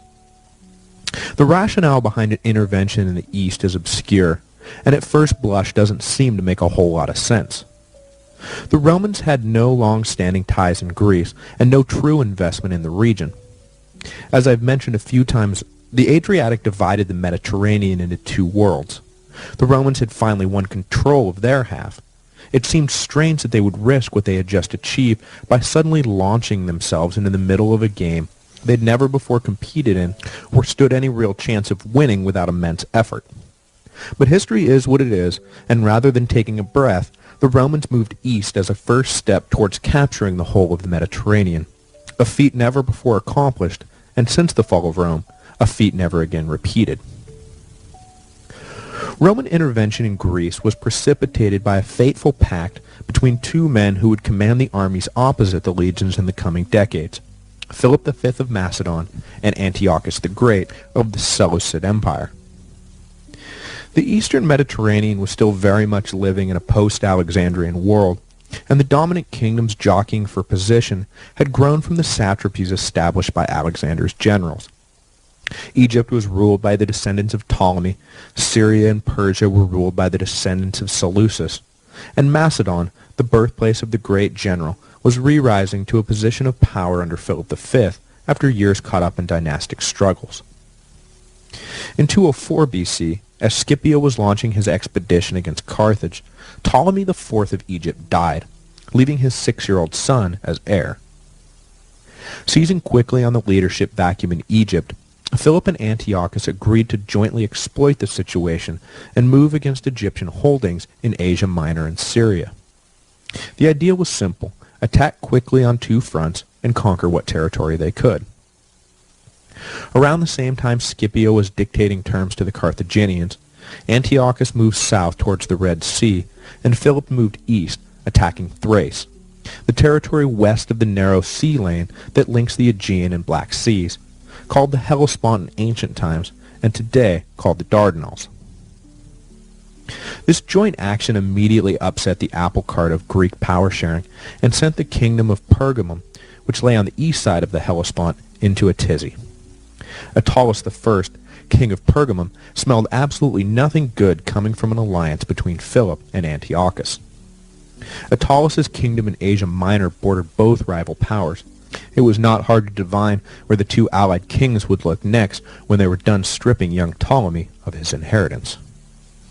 But luckily, Attalus had built up invaluable goodwill from the ascendant Romans, who were just coming off their big win over Carthage. Attalus had been amongst those allied with Rome against Macedon during the First Macedonian War. Along with the Aetolians, Attalus had helped keep Philip's attention firmly in Greece, and the Romans understood the role this played in their ultimate victory over Carthage.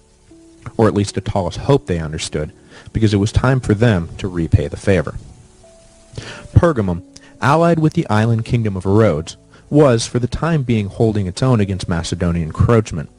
But in 201 BC, official envoys were sent to Rome to plead for aid.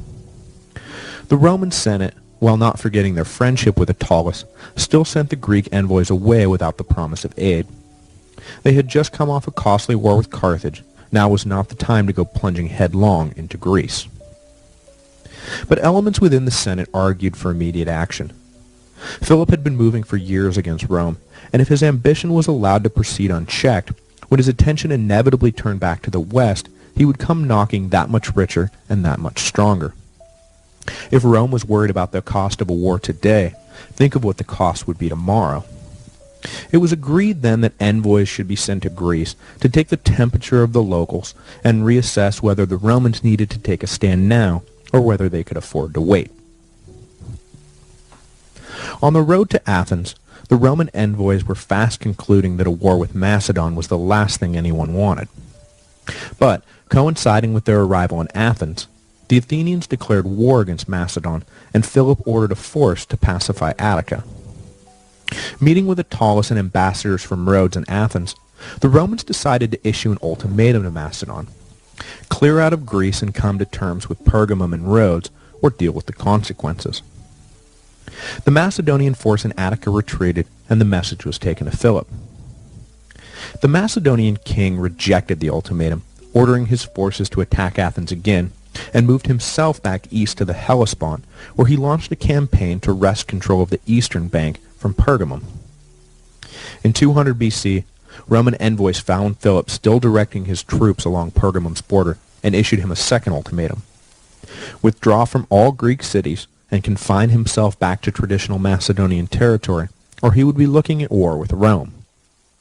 Philip protested that nothing he had done was in violation of the treaty he had signed with the Romans at the end of the First Macedonian War, and they were reaching well beyond their authority if they thought they could dictate policy so far from Italy. The second ultimatum, however, was a mere formality. At the same time Roman envoys were explaining what they would do if Philip rejected peace, they were already launching an army, knowing Philip would never accept Roman terms. Confident after securing allies in Greece, the Senate had changed its tune and decided that war now was preferable to war later. Philip had to be stopped before he acquired more strength. Legions under the command of Publius Galba were sent across the Adriatic into Illyria, the Roman beachhead in the east. What followed was a year of indeterminate skirmishing, with neither side doing much to risk their armies.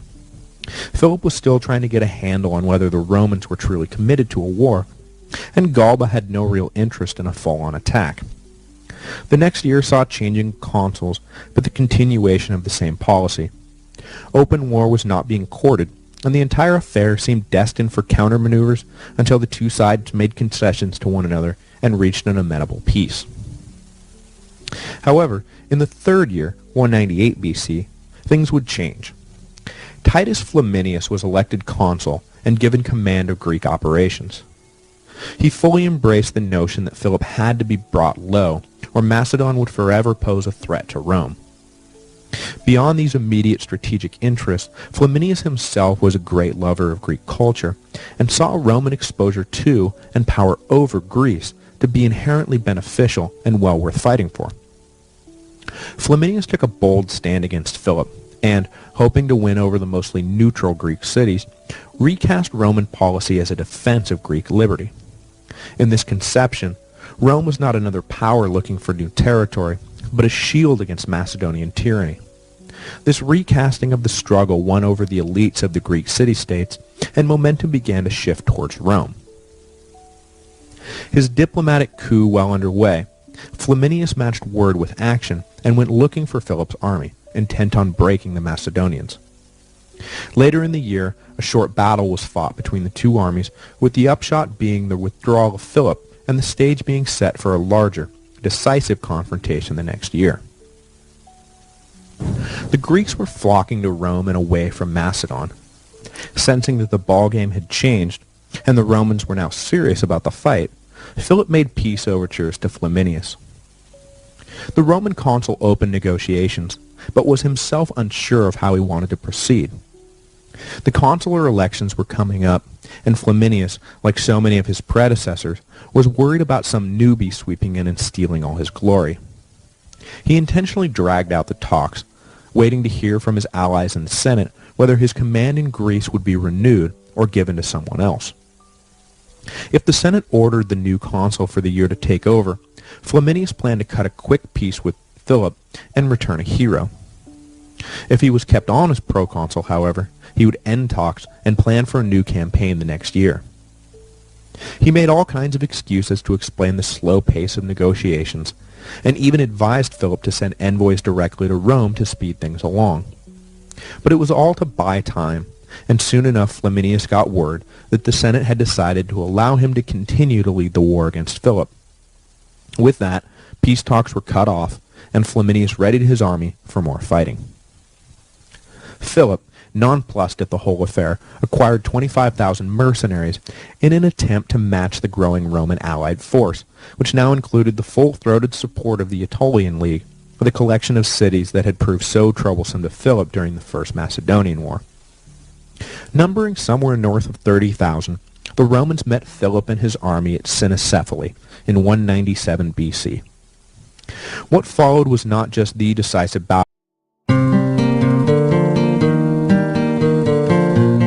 Hello, and welcome to the History of Rome. Episode 19, Prelude to the First Punic War. When we last left the Romans, they had driven King Pyrrhus back to Greece and secured complete control of the Italian peninsula. As you may recall, Pyrrhus, exhausted from his battles with the Romans, had briefly moved his army to Sicily, where he attempted to establish a kingdom for himself. He found allies among the Greek colonies on the eastern half of the island, but found enemies amongst the Carthaginians who had settled the western half. Pyrrhus had been successful in Sicily, but was never able to completely dislodge the Carthaginians from the island. He had every intention of widening his war by invading Africa, but a near revolt by his Sicilian Greek allies caused him to instead abandon Sicily altogether. As he sailed away, Pyrrhus made a prescient comment, the veracity of which is dubious, like every other direct quote from the ancient world, but is worth relaying. The Greek king, a veteran of the post-Alexandrian dynastic struggles of the eastern Mediterranean, knew an inevitable great